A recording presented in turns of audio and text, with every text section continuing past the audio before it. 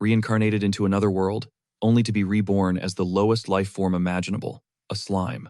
From snapping mere twigs to devouring ferocious beasts and even colossal dragons, this is an underdog's slow climb to power, all unfolding under the pale light of a crescent moon.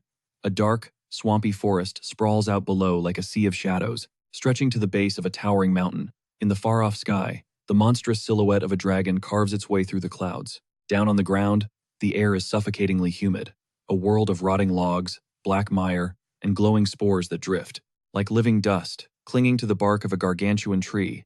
A small, yellow blob gives off a weak glow. Suddenly, the blob contracts, then pops open two huge, bulbous eyes. It blinks a few times, completely bewildered, trying to make sense of where it is.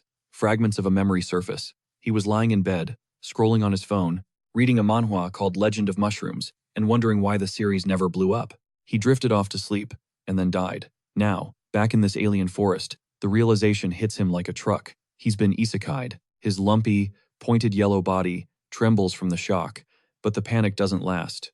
He calms down, accepting his new reality as something that was weirdly common in the stories he read. He decides to focus on the one thing that matters: survival. To test his surroundings, he calls out into the misty forest, asking if anyone is there. The regret is instantaneous. Pairs of red eyes ignite in the oppressive darkness, glaring at him from the canopy above and the forest floor below, even from the surface of the murky swamp water.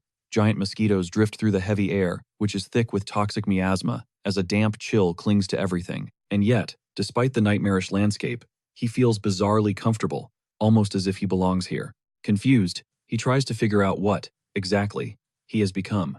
He feels like nothing more than a formless clump of living matter. Just then, a holographic system window materializes before him. The display reveals his status. Level 1, Mo Slime. He's earned an achievement, Weak Creature. His main trait is listed as Decomposer. Then, a red alert flashes urgently, warning that his health is critical, and that his body has begun to eat itself. The command is clear: eat or hibernate, immediately. The Mo Slime panics, watching his health bar plummet. He knows that if he doesn't act fast, he's going to die all over again. He frantically searches for something, anything, to eat.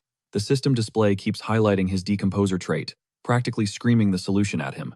The idea clicks. He looks at the very tree he's clinging to, and figures that maybe, just maybe, he can eat the wood. With no other options, he decides to go for it. He spreads his yellow body across the surface of the trunk, his form naturally seeping into the grooves of the bark. To his complete surprise, it tastes a lot like a soggy cracker. For 15 minutes, his body expands like a living web across the wood, making soft gulping sounds as it consumes. When he's finished, he lets out a satisfied burp. The system window pops up again, confirming he's hit level 2. His health is restored to 35.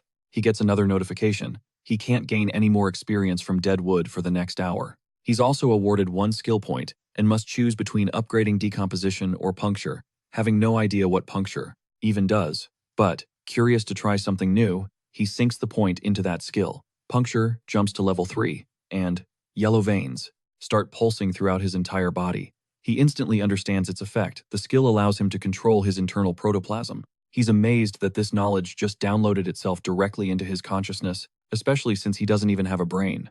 Since the wood is on cooldown, he decides to head down and explore. He oozes his sticky body down the tree trunk, relishing the almost magical feeling of being able to shapeshift at will.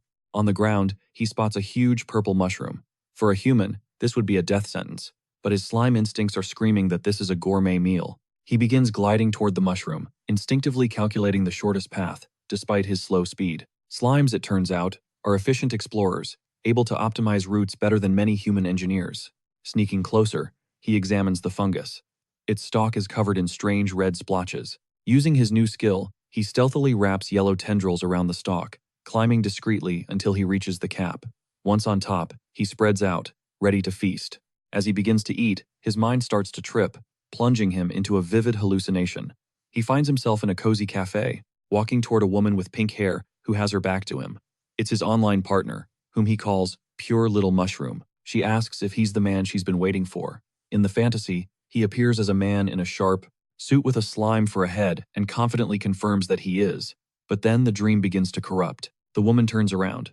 Instead of a kind face, a horrific monster covered in eyes with a slobbering maw reveals itself, lunging right for him. She beckons him closer, and he lets out a terrified scream, realizing this toxic woman has completely played him. Snapping back to reality, A blaring red alert flashes across his vision. Toxin detected. The poison is already burning through his nutrients, and sheer panic sets in as he watches his hit points just plummet.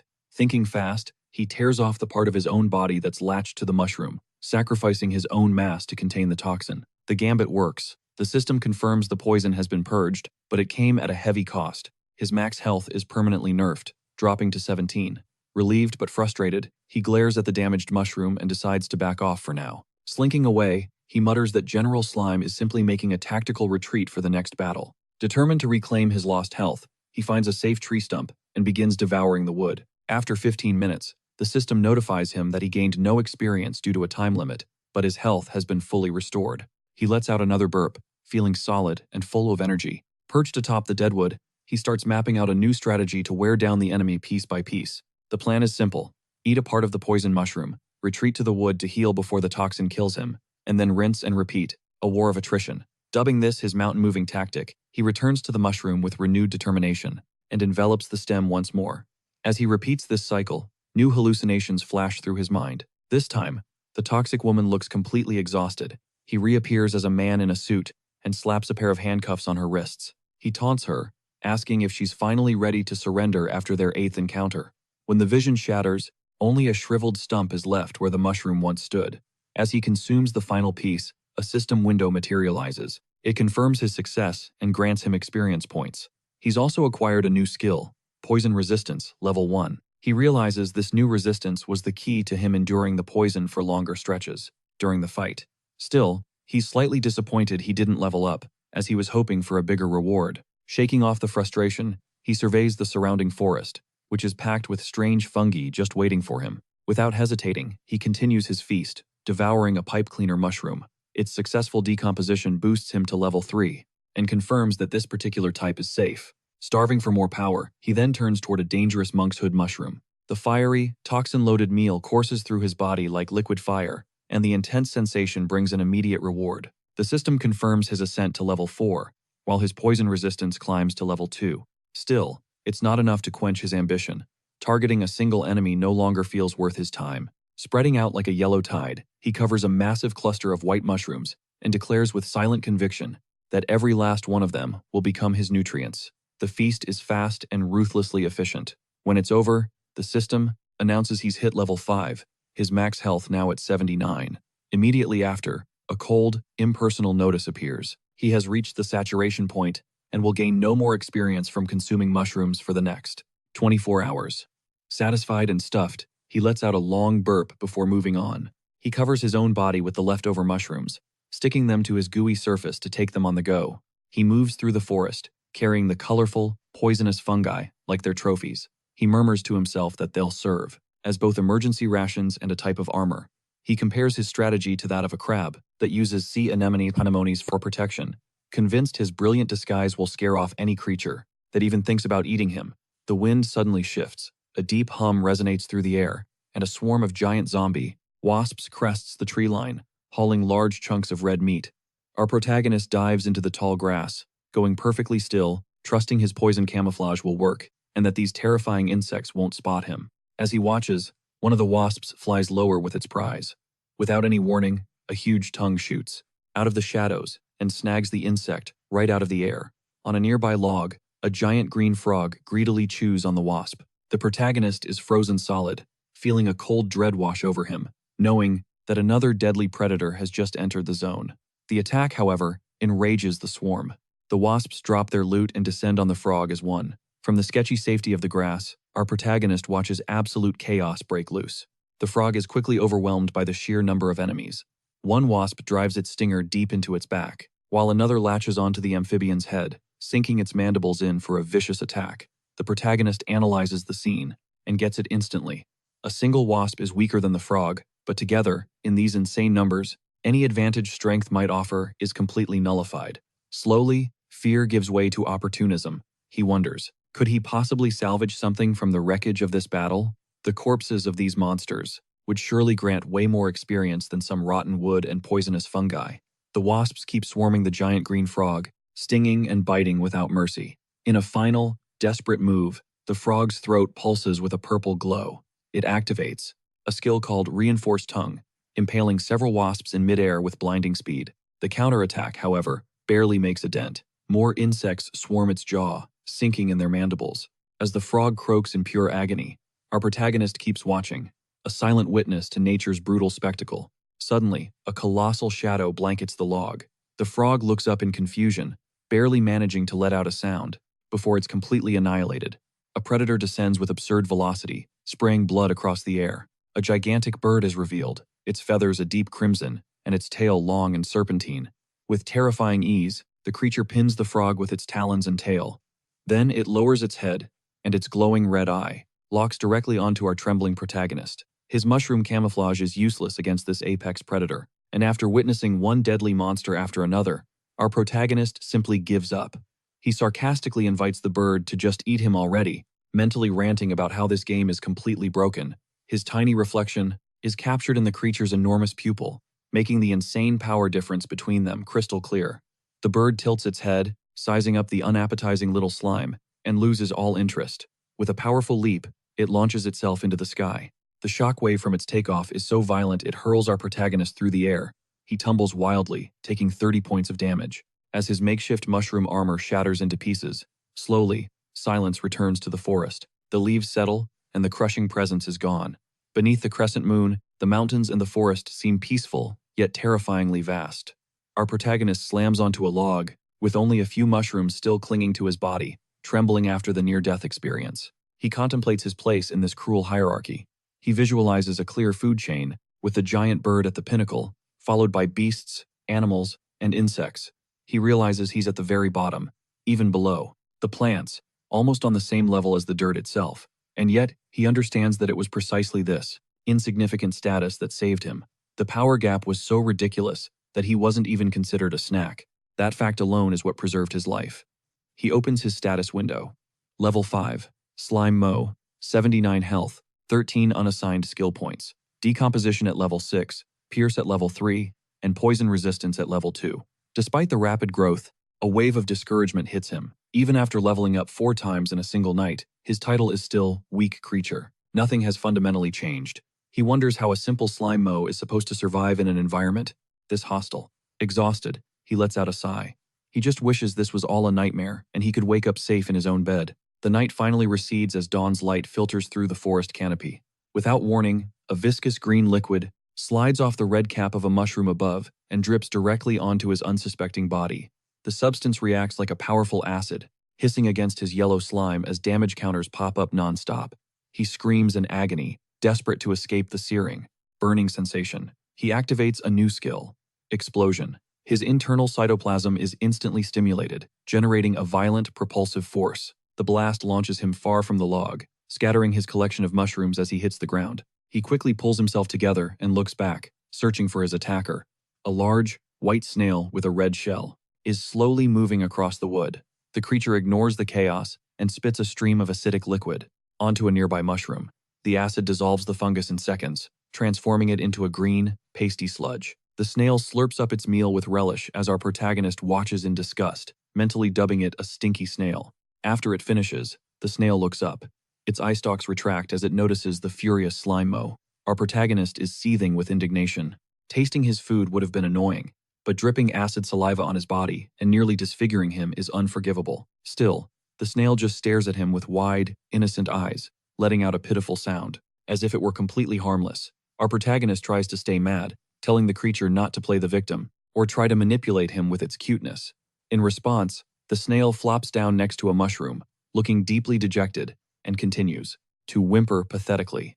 Seeing the creature in such a miserable state, shrunken and crying next to the mushroom, the hero's rage begins to simmer down as he realizes that, in the end, they're both just miserable creatures, stuck at the very bottom of the food chain, just roaming a brutal world looking for a meal before they become one. Maybe he was being too harsh.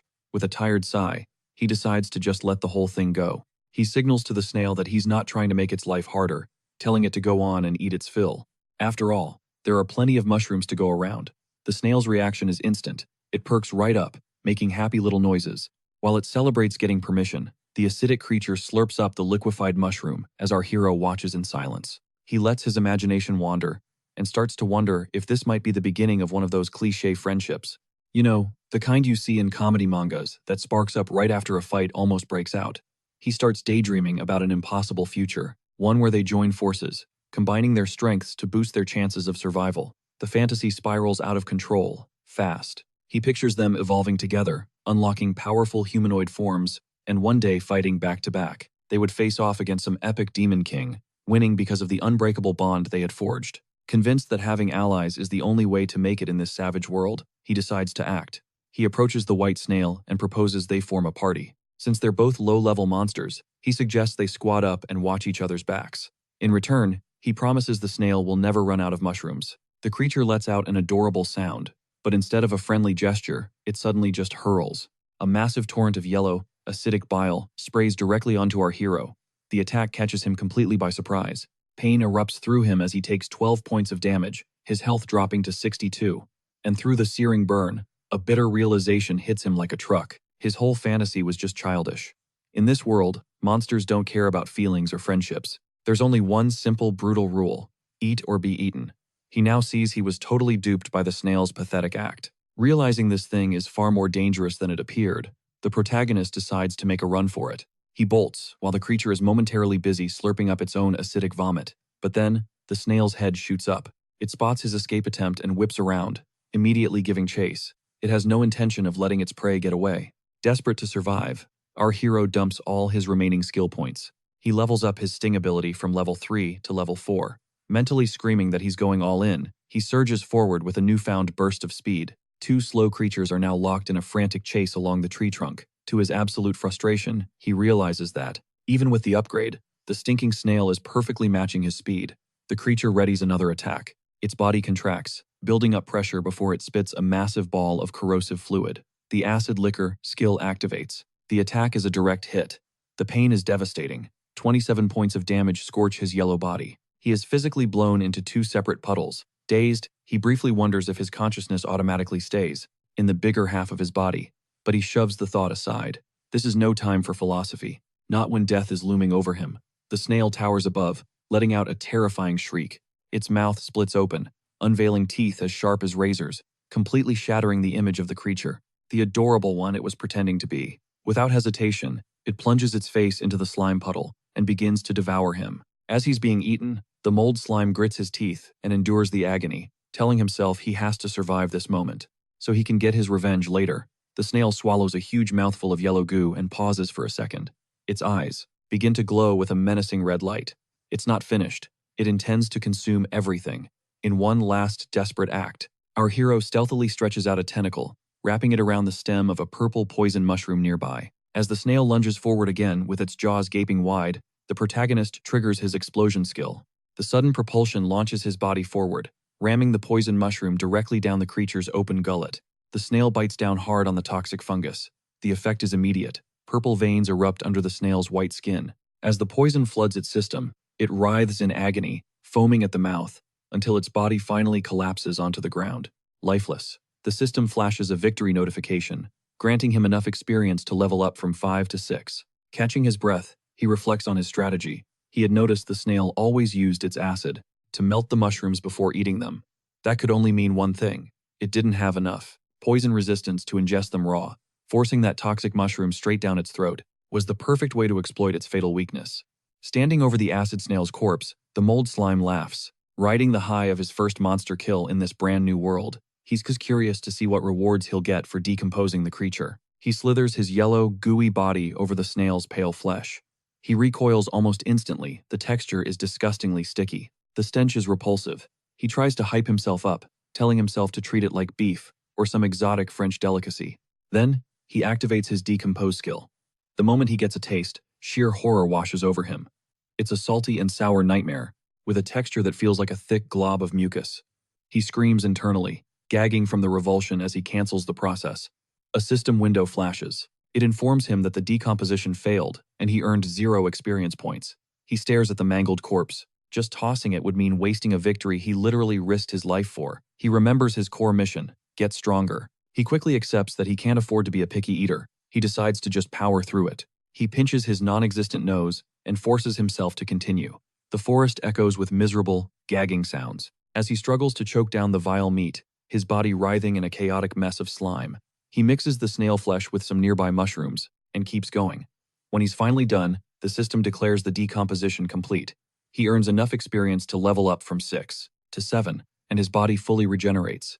Even so, he feels absolutely horrible. He lies there, a melted puddle, next to the empty red shell, feeling even worse than before he ate. He pulls up his status screen. He has 1.44 skill points. His skills are Decompose level 6, Pounce level 3, Poison Resistance level 3, and Explosion level 1. He thinks about what each one actually does. Decompose is just eating, Pounce is for running away, Poison Resistance is for tanking hits, and Explosion is also for running away. Accepting his situation, he figures complaining won't change a thing. For a tiny mold slime, he imagines the predators of the forest, like the giant wasp, as absolute muscle-bound titans. With stats this pathetic, he couldn't even try to fight them, even if he had any real offensive skills. His build is focused purely on survival, so he decides to upgrade Pounce again. The skill jumps to level 4. Anxious to see the results, he tests his new speed, pushing his slime body across the wood as fast as it can possibly go. After clocking his movement, he gets a result of 20 centimeters per second. When he converts that number in his head, he realizes it's equivalent to barely 0.78 kilometers per hour. Total despair hits him like a truck. After all that effort, he's still absurdly slow. A week passes. Our protagonist is chilling inside a hollow log, its dark, damp interior serving as a temporary hideout. He holds a red mushroom close to his body, thinking in silence. The place is safe, but he's already farmed it completely dry. All the food nearby is gone, and in 7 days he's only managed to level up twice. Sticking around here is pointless. It's time to find a new base. Still, before he leaves, he decides to do one last wide area search, filling his stomach and his inventory to the max. He activates the search skill. His body flattens out and spreads across the ground, forming a web of living veins that expands in multiple directions. At the same time, the range increases based on his health points, and the yellow mold creeps through the forest, like a pulsating map.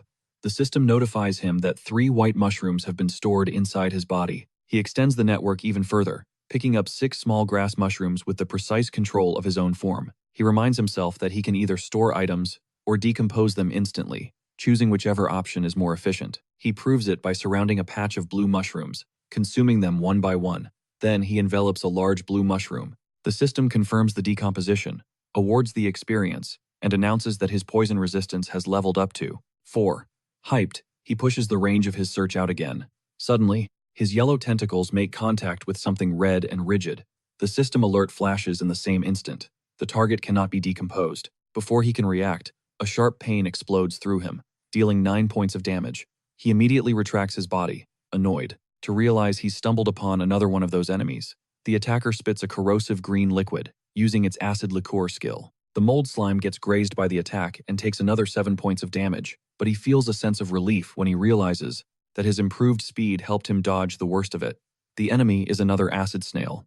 Observing it closely, he sees that this one is clearly faster than the last, and he wonders if individuals of the same species can vary so much in strength. He starts moving evasively, confident that the snail won't be able to hit him again. That confidence doesn't last long. The snail launches a devastating close-quarters attack, blasting the mold slime's body apart and inflicting a brutal 33 points of damage. Convinced it's got the win in the bag, the snail takes a quick breather, and that's the exact opening our protagonist was waiting for. He takes the hit on purpose, using the forced knockback to launch himself forward in one swift motion. He shoves a toxic purple mushroom directly into the snail's gaping mouth. He mentally mocks the creature, thinking how ridiculously easy it is to clap it once you know its weakness, chalking the victory up to the massive intelligence gap between them.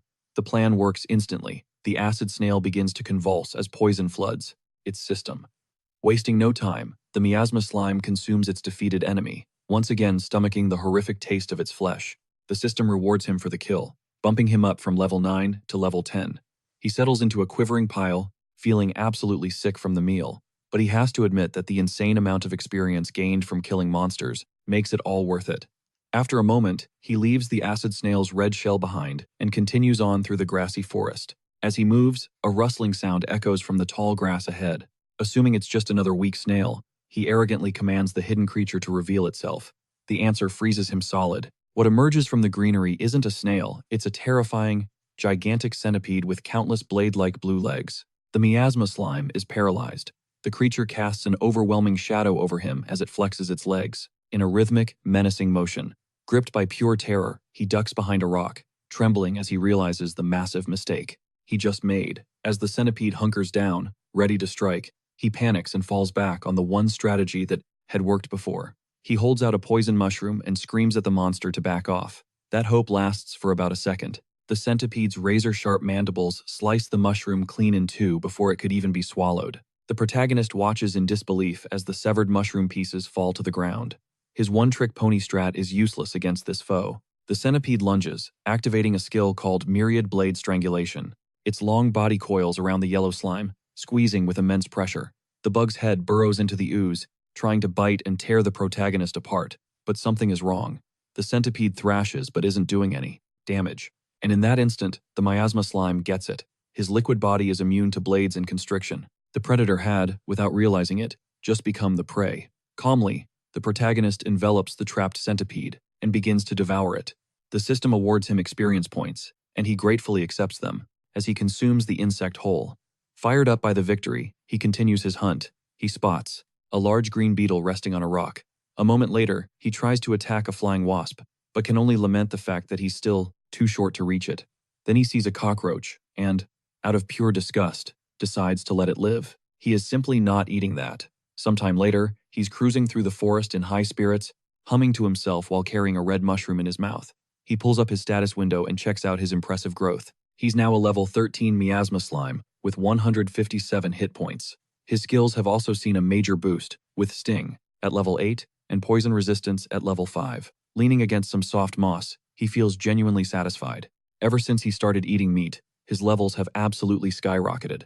His confidence is surging back. He pictures his spot on the food chain above insects, but still way below lizards, toads, and of course, the terror bird. He decides it's time to aim higher. He's going to hunt some giant frog legs, and he's feeling good about it. He imagines himself growing without limits, picturing mountains of insect corpses and dreaming of ruling this new world. His journey eventually leads him to the shore of a murky lake deep in the swampy forest. He eyes the water curiously, wondering if there are any valuable resources hidden at the bottom, and whether it would even be possible for him to dive in and explore. True to his philosophy, he decides to learn by doing. He extends a yellow tendril and dips it into the water. The reaction is immediate and horrifying. His body begins to swell up like a balloon as raw panic explodes. When he feels like he's about to burst from osmotic pressure, the fresh water is rushing into his cells. He quickly realizes that as a single-celled organism, he'll literally explode if he stays submerged, just like a red blood cell would. He yanks his tendril back in a hurry, relieved but forced to scrap any underwater plans.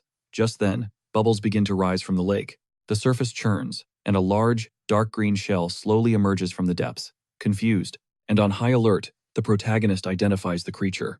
It's a crab. The beast locks its eyes onto him, with foam slowly bubbling from its mouth.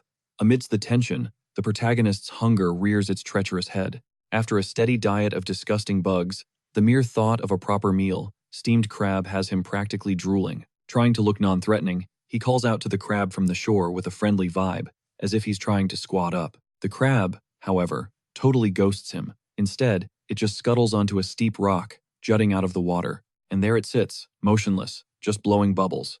Our guy gets the hint. The creature has zero intention of getting any closer. Jumping into the water would be a death sentence, so he switches to plan B, thinking he could just melt down some poison mushrooms.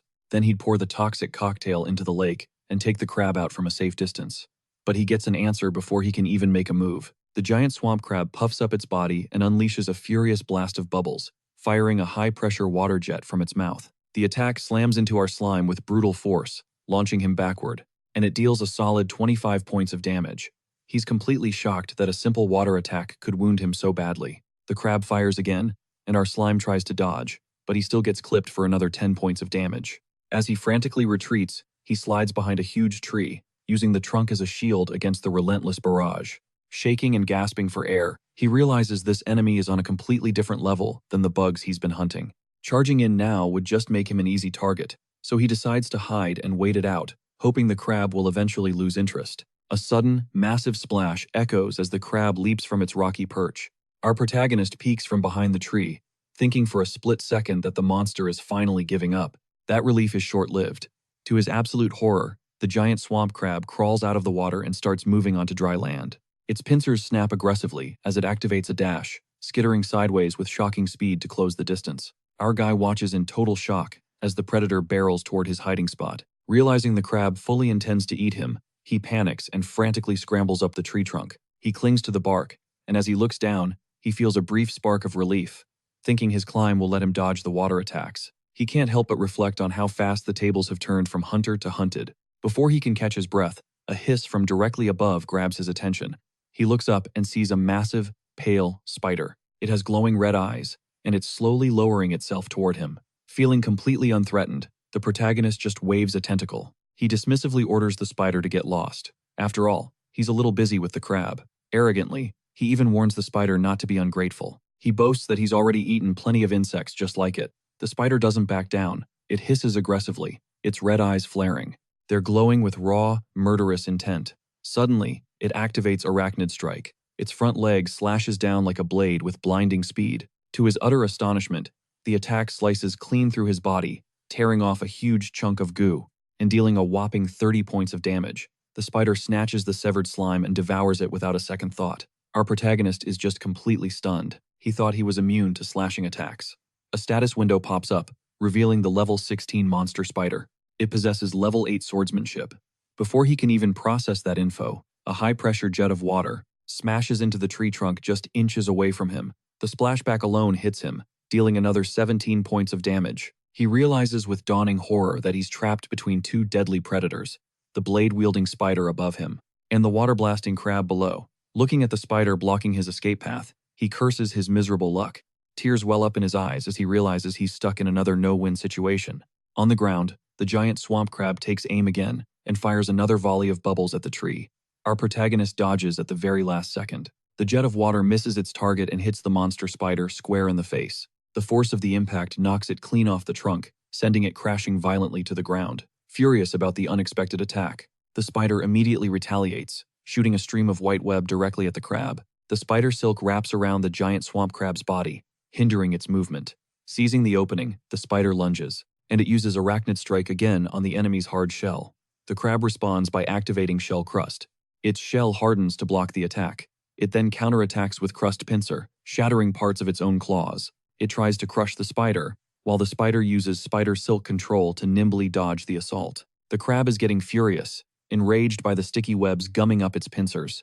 From high up in the tree, our protagonist watches the scene in total silence, internally celebrating that his plan to pit the enemies against each other actually worked. The battle is escalating. The crab is foaming at the mouth as it thrashes to break free from the webbing. Seizing the moment, the spider drives a razor-sharp leg straight into the crab's eye, which bursts in a blinding flash of pain. The spider hisses, moving in for the kill, but the giant swamp crab isn't going down that easy, and thrashes its massive pincer wildly, forcing the spider to scramble back to dodge the devastating blow.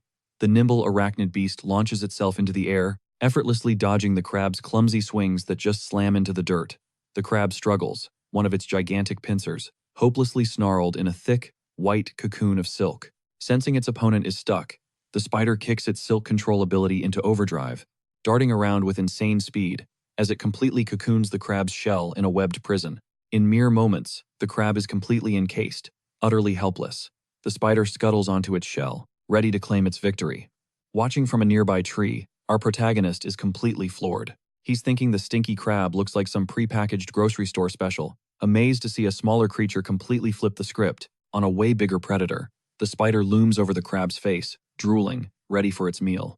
But the crab just stares right back, foam bubbling from its mouth, getting more and more intense. The bubbles build up fast, glowing with an insane amount of pressure. Then, suddenly, a colossal blade of pure compressed water erupts from its maw, with a deafening roar that just rips through the air. The attack unleashes a swirling vortex of water blades that instantly atomizes the silk cocoon. Caught dead in the blast, the spider is ripped to shreds in midair, torn to absolute pieces before it can even blink. The crab's desperate counterattack unleashes a storm of water blades, shooting out in every direction. One of those blades slices clean through the tree trunk, missing our protagonist by a literal inch. He shudders, realizing the crab's survival instincts just awakened some kind of hidden, devastating power. Down on the ground, the giant swamp crab finally collapses, passing out from total exhaustion. One last, weak jet of water dribbles from its mouth as the adrenaline wears off. The battlefield is a grotesque mess. The spider monster is nothing but a pile of twisted limbs, and the crab lies motionless, still tangled in the shredded webbing. Too drained to reveal himself just yet, our protagonist peeks out, cautiously from behind the tree roots, waiting until any stray attacks have completely stopped. When the forest goes dead silent, he knows the danger has passed. The spider monster is in pieces, and the giant swamp crab is still helpless, tangled in silk threads. In his slime form, he finally emerges from hiding. He inches toward his defeated foe and starts mocking its predicament, roasting it for wasting so much energy on that out-of-control spray that left it in this pathetic state. But still, he's got a dilemma. How do you finish off a creature this tough? Trying to suffocate it would be way too risky, and he can't just stuff mushrooms into its webbed-up mouth. He can't risk the crab recovering. He has to act now. Scanning his surroundings for a weapon, his eyes lock onto a massive, heavy rock nearby. He stretches himself over the boulder, trying to absorb it into his inventory using his slime space ability. A system error message flashes in front of him. Insufficient space. He instantly understands the problem.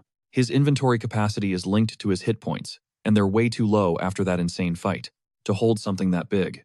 Faced with a choice, keep his stash of supplies, or guarantee the enemy is finished for good, he doesn't even hesitate. He spews out his entire collection of mushrooms, scattering them all over the ground to clear out some room. With his inventory now empty, he successfully absorbs the rock. The ridiculous weight makes his yellow body swell up grotesquely, and he slams down onto the ground with a heavy thud. He groans under the crushing weight, but he presses on, dragging himself forward with immense effort. Slowly, he starts climbing the tree, getting into position directly above the immobilized crab. He stares down at his enemy and emotionlessly announces he's here to take its life. Then, using gravity as his weapon, he lets go of the trunk. His rock-filled body drops like a cannonball. Down below, the giant swamp crab looks up, its eyes wide with terror as it sees the massive yellow blob plummeting from the sky. In one final, desperate act, it blasts a high-pressure jet of water. The attack slams into the falling slime, but it does nothing to slow the inevitable impact. Determined, our protagonist tanks the damage and keeps on coming. The shadow completely envelops the crab. The collision is brutal, a deafening crunch echoing through the forest. The rock-loaded slime smashes directly onto the crab's shell, sending out a powerful shockwave. As the dust slowly settles, it reveals our protagonist perched on the completely obliterated shell. The system confirms the kill, granting him enough experience to rocket him up to level 14, plus another half a skill point. Absolutely thrilled to have survived the ordeal, he just starts laughing uncontrollably, celebrating his victory as the sole survivor of that chaotic free-for-all. He wastes no time perching himself atop his freshly defeated prey. He cheerfully announces it's time for a slime-style banquet, gearing up for what he knows will be the toughest, most rewarding meal he's had yet. Enthroned on the crab's overturned shell like an absolute king, he begins arranging the creature's organs right inside it. He's using the shell as a makeshift bowl, with a chunk of leg meat serving as his spoon. Completely ignoring the spider's mangled remains, he plunges the white crab meat into the rich, thick, shimmering yellow broth. That first taste completely rewires his brain. After days of choking down moldy wood, slimy snails, and crunchy insects, the explosion of fresh seafood flavor is mind-blowing. Tears of pure, gelatinous joy stream down his body as he realizes that real food doesn't just fill your stomach, it heals your soul. Right then and there, he renews his vow. He will survive this brutal world, if only to find even more incredible meals. He devours every last scrap. When he's finished, he stretches out on a nearby log, completely stuffed and deeply satisfied, and the status window pops into view. It shows he's now level 14, rocking 168 health points. He feels totally recharged. Brimming with newfound energy and his hunger finally gone, he decides to channel this vitality into a little experiment. He positions himself in front of a rock, focusing his intent on its internal structure. He contracts his entire body. He compresses every part of himself to the absolute limit. Under the immense pressure, his single eye bulges out as he screams internally from the sheer effort. Panting, he glares at the rock and commands his power to manifest, remembering the crab's insane bubble barrage. He figures that skills can be ground out through trial and error. If that crab could compress water into an attack, a mold slime should be able to pull off something similar. With renewed determination, he compresses his internal fluids again, almost like he's chanting a silent spell. He tries to mimic the attack, forcing his body to contract. A few weak squirts of liquid spray out from his back. Firing in the complete wrong direction, he tries again, aiming forward this time, practically grinding his non-existent teeth from the strain. But all he gets is a pathetic little dribble. Utterly exhausted, he melts into a puddle, grumbling about his lack of control. Unable to aim or power up the attack, his frustration boils over into pure, stubborn resolve. He refuses to fail. He tenses his entire being, compressing his internal fluids past their breaking point. Suddenly, a violent jet of yellow fluid erupts from him. Blasting through the air at high speed, The skill Blast Level 1 has been activated. The projectile slams into the dead crab's shell, punching a clean hole through it. Immediately, the system announces the Blast skill has evolved. It's morphed into a new attack, Cytoplasm Shot. The skill description appears. It explains that the technique uses his internal cytoplasm, launching his own body mass as a projectile. The protagonist is buzzing with excitement. It hits him in that instant. He can actually create his own skills through practice and observation. For the first time since being reincarnated, he feels like his growth doesn't just depend on the system, it depends on his own will. But he suddenly freezes, blindsided by a sudden worry. He remembers his old skills had a 5-minute cooldown. If this new move has the same limitation, all this hype is for nothing. To find out for sure, he fires off 2 more shots in quick succession, to his absolute delight. The projectiles rocket out with 0 delay, a rapid-fire volley that riddles the crab's already busted shell with more holes. The system confirms it. The skill has no cooldown time. After unleashing a continuous stream, Cytoplasm Shot levels up to 2. The thrill, however, is short-lived. He looks down at his own body. He realizes the price of his newfound power. His form has shriveled into a thin, dried-up twig. A red warning flashes before his eyes, screaming that his health is critical. Every single shot directly consumes his biomass. He is literally firing pieces of himself. And in that moment, a fundamental truth clicks into place. With no magic, his body is his only weapon. Everything comes from it, and everything returns to it. A little bummed he can't be some flashy spell slinger, he accepts his reality and goes back to eating the crab to recover his lost mass. As he's chewing, a thought sparks. If eating restores his body, and he's eaten his own severed parts before, then maybe he starts scanning the grass around him. He spots a large, dried-out chunk of yellow slime. The fragment is shockingly big. He wonders if he really lost that much when the spider sliced him up. Curious, he nudges the piece back to his main body and activates his recovery skill. The moment he absorbs it, something completely unexpected happens. He's hit with a flood of memories. For a split second, he sees the world from the perspective of that severed piece. The clash with the spider, the impact from the rock, the chaos of the battle. When the absorption is complete, the mold slime is just frozen, reeling from the shock. The severed pieces, even without a mind of their own, just keep on working. They decompose matter, rack up experience, and he survives by just sucking them back in. He doesn't just recover health, he gets all that stacked up experience too. Thrilled, he starts to hum. An almost wicked grin forms on his gooey face. This is a bug, an exploit. Just imagine. Sending out fragments to grind in different zones, turning one mouth into dozens, and absurdly multiplying his growth efficiency. Wasting no time, he puts it to the test. A small chunk of his body detaches with a wet squelch, costing him 10 hit points, and both the main body and the fragment are left visibly weaker. He immediately senses a critical limitation. If his health drops below 30, he enters a dangerous starvation mode. With a max health of 198, he figures that as long as he's got enough food to recover, he can crank out as many clones as he wants. Hyped, he pushes his body even further, ripping off a huge piece of goo and taking 30 points of damage to create a larger, more stable clone. The separated yellow blob wobbles, and then it moves on its own. Success. He pictures himself with a ninja headband, realizing this is basically the clone technique from a certain famous anime. Fired up, he pumps a fist and declares it's time to get to work. He orders one small clone to decompose a dead log and directs the others toward a nearby mushroom patch. His status screen confirms it. Level 14 mold slime, 198 HP with decompose, pierce, poison resistance, and cytoplasm jet. The strategy is deeply satisfying. While the clones gather resources, he hangs back safely, munching on leftover spider meat and keeping the main body healthy. Mastering his form, he imagines himself as a sleek, imposing, armored humanoid. He runs a mental combat simulation, picturing common attacks phasing right through his body without leaving a scratch. He reasons that physical attacks are useless, and even energy blasts would fail, since his liquid body would simply reconnect. The idea of being invincible starts to form in his mind, until his expression turns dead serious. There's one thing he still fears: magic. He imagines getting hit by a magic attack. If blades and impacts fail, magic would utterly destroy him. He wonders if he hasn't encountered magic yet because maybe this world is just a brutalized animal kingdom. Deep in thought, he decides to try something practical. He sets a trap in the murky water, scattering small pieces of his own body as bait. A giant swamp crab emerges and snatches the goo.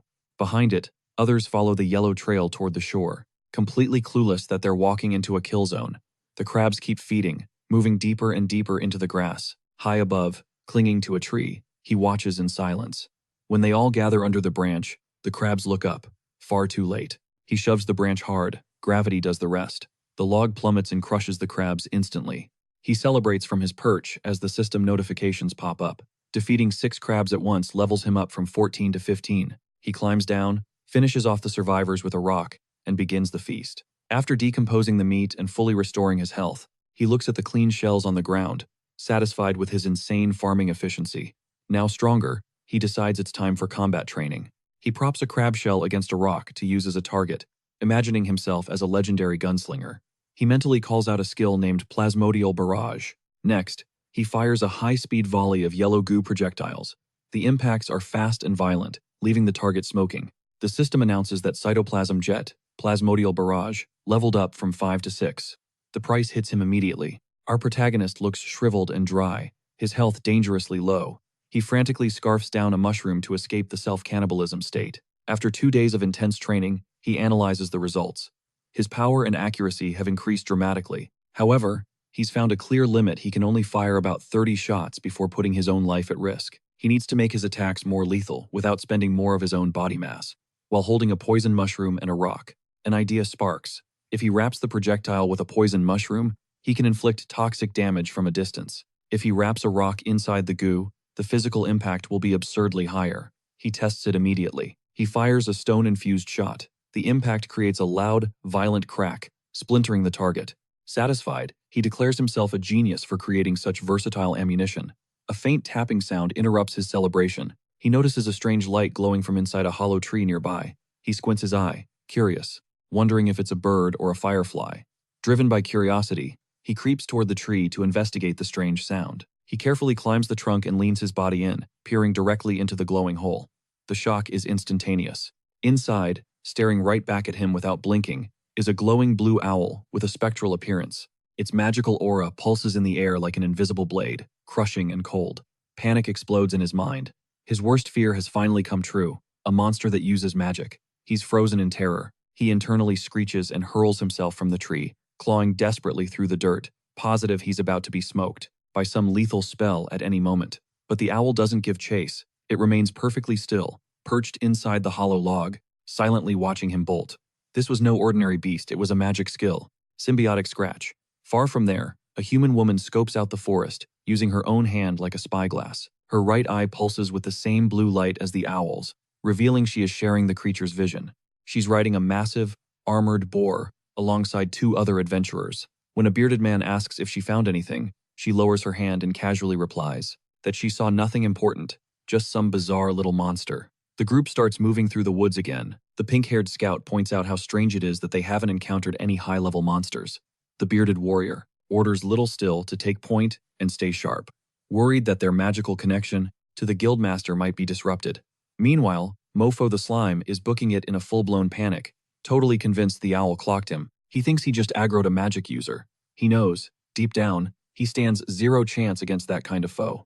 Sprinting as fast as he can, he reaches the edge of a river. He figures he'll be safe on the other side, but freezes at the water's edge with no idea how to cross. Then it hits him. Physics. Momentum. Without hesitating, he launches himself into the air. Mid-jump, he activates his Plasmodial Barrier skill, but instead of attacking, he fires globs of goo backward, using them as propulsion. The plan works, but the cost is insane. The boost torches 80 hit points. As his body is rocketed forward, the force flings him high, above the treetops, and he soars across the river with ease. He crash lands on the other side, exhausted but alive, convinced he made a clean getaway. He starts munching on dead wood to regen his health. As he recovers, he accepts a harsh truth. Even though he's strong for his level, a truly powerful enemy would one-shot him in an instant. In that moment, a crushing pressure descends upon him. A dark, blazing red aura engulfs the area. His body freezes solid. This presence is even more horrifying than the snake-tailed terror bird. He thinks the magic owl has finally caught him. He slowly turns around and realizes it's not her. On the forest floor rests a colossal, severed claw. White scales, a nail as black as obsidian. It's large enough to pulverize entire trees. His single eye struggles to process the sight. It isn't a whole claw, it's a gigantic finger. The fear dissolves, transforming into euphoric greed. He recognizes the limb as something legendary, a golden finger, a storybook concept of ridiculous power, the equivalent of a cheat code. He instinctively knows that if he can absorb this, he'll acquire immense power, maybe even a massive evolution. A wild, uncontrollable laugh escapes him, in utter disbelief at his own luck. Wasting no time, he spreads his body over the scales and activates his decomposition skill. His gooey tendrils envelop the golden finger, trying to break down its surface and absorb the power hidden within. But something is wrong. The process is excruciatingly difficult, painful. His slime is burning. A system alert flashes. Decomposition failed. Skill insufficient or level gap too extreme. Target invulnerability activated. The finger's overwhelming power is rejecting his cells. Instead of gaining experience, he starts taking continuous damage 1.2, 1.0. The heat is consuming him from the inside. Realizing he's literally killing himself, he triggers self-alchemy and forcibly severs the connection. A chunk of his body is flung away as he recoils, gasping. He stares at the golden finger with pure regret. Only a few miserable positive experience points appear as a reward. He curses himself for not investing more into decomposition. It feels like he's standing before the ultimate treasure and is totally unable to use it. He understands he can't break the item down, and his inventory is way too small to carry it. He decides to leave it, go grind some levels, max out his skill, and return later. The exact instant he makes this decision, the ground begins to tremble violently. The severed finger activates, glowing intensely as it rockets out of the ground like a projectile, ripping through the earth. It flies straight up, tearing through the tree canopy. Mofo, the slime, watches, absolutely stunned, as the golden finger moves on its own. Shockwaves ripple outward, debris flies everywhere, and an explosion forms in its path. Caught in the crossfire, he barely has time to react. The blast slams into the ground nearby, carving out a colossal crater. He barely survives, trembling with terror, huddled under a tree root. He finally understands just how terrifying this world truly is. The farther he travels, the more insignificant he feels. His arrogance shatters. He goes back to basics, hiding, decomposing dead wood, and getting stronger the safe way. Beneath him, the earth yields earthworms, precious gems, and even a buried mimic monster. Buried deep in the subterranean darkness, the severed finger lies in wait after ripping its way through the earth. Then, shattering the dead silence, it erupts with a terrifying crimson and black aura, proof that this is no mere body part. It's alive, and it is pure evil. Meanwhile, our slime hero pulls up his mental map. He pinpoints the golden finger to the northeast and the magic owl to the southwest. Smack in the middle, nestled in the dense forest, is a zone of relative safety. He spots a massive tree, the perfect spot to set up a temporary base. The plan: lay low for the night, then regroup with his clones in the morning. Activating his dissolving ability, he latches onto the trunk and begins to melt right through the bark. He envisions a narrow entrance, a choke point designed to block any large monsters, while carving out a spacious and comfortable living area inside. He practically puts on an imaginary hard hat and gets to work, enthusiastically dissolving the wood layer by meticulous layer. He excavates deep into the heart of the tree. To light up his new crib, he plants a special glowing mushroom that casts a soft blue light and just so happens to secrete a mild poison. Inside this hollowed-out fortress, far from god-tier predators and cursed relics, he finally finds a fleeting moment of peace. Utterly drained but deeply satisfied, he collapses onto a bed of moss he carefully gathered. His body slowly spreads out as he proudly admires the interior of his very own home. The base is complete. A stone table sits ready for meals, and the whole vibe is set by the cool blue glow of the luminous mushrooms. Not a single detail was overlooked. The entrance is booby-trapped with a poison mushroom. One tunnel leads to a decoy chamber, built specifically to lure in invaders, while a secret passage discreetly connects to his real safe room further up. Feeling like a total boss, our slime hero flexes a tentacle, holding up a branch like a trophy. He stretches out on his moss bed, chewing on the branch, like it's a victory cigar, savoring the rare sensation of having a safe haven in this hostile world. But the moment of peace is shattered by a loud, rhythmic buzzing that vibrates right through the wood, echoing deep inside his base. Irritated, he pokes his head out of the hole and mentally screams for the infernal racket to stop. He looks up and sees it, a colossal swarm of wasps cruising through the treetops. But instead of fear, his mind immediately jumps to the insane amount of potential targets. A dangerous idea begins to form. These giant wasps are patrolling the forest in a tight, organized formation. Without a second's hesitation, the slime fires a glob of cytoplasm from his hideout, sniping one of the wasps clean out of the air and splattering it mid-flight. He then casually sits at the entrance of his base, completely exposed, deliberately provoking the swarm to come get some. The response is immediate and furious. The enraged wasps dive-bomb the tree, trying to plunge their stingers into his gooey body. But at the last possible second, he zips back inside his narrow hideout. The wasps either miss their target or get trapped, their stingers lodged deep in the entrance. They attack frantically, completely oblivious to the trap. Safe inside his makeshift fortress, our protagonist just kicks back and relaxes. His sticky body acts like living flypaper. The wasps are hopelessly stuck, struggling uselessly as the system calmly informs him that he is racking up experience points with almost zero effort. Seeing how flawlessly his plan is working, his ambition skyrockets. He deliberately stops the attack and allows 2 survivors to escape. He then silently shadows them through the forest, all the way to a monstrous wasp nest high in the canopy. From a distant branch, he scopes out the colossal structure. His eyes narrow as he begins plotting the complete and utter destruction of the entire colony. He reveals himself on purpose, catching the attention of the sentry wasps. They immediately blast out a pheromone signal. The air explodes with a deafening roar as thousands upon thousands of wasps pour out from the nest all at once. Our slime hero holds his ground, confident that their little stingers are completely useless against his body. To him, more enemies just means more experience. But then, something changes. The wasps aren't just attacking one by one. They swarm him, forming a tight, vibrating sphere of living bodies. Their wings beat in perfect, terrifying unison, and the friction generates a suffocating heat like the inside of a furnace. A red alert flashes across his vision. Critical temperature. His cells are dying. Panic sets in as he starts taking continuous damage. With dawning horror, he realizes the truth. The wasps are trying to cook him, alive. Refusing to go out like that, our slime hero unleashes everything he's got. He activates his plasmoid barrage. Yellow projectiles of slime explode in every direction, blasting the worker wasps to pieces and shattering the deadly formation. The temperature plummets, but before he can even recover, a new enemy enters the field. A heavy unit emerges, blocking his shots with a thick beeswax shield.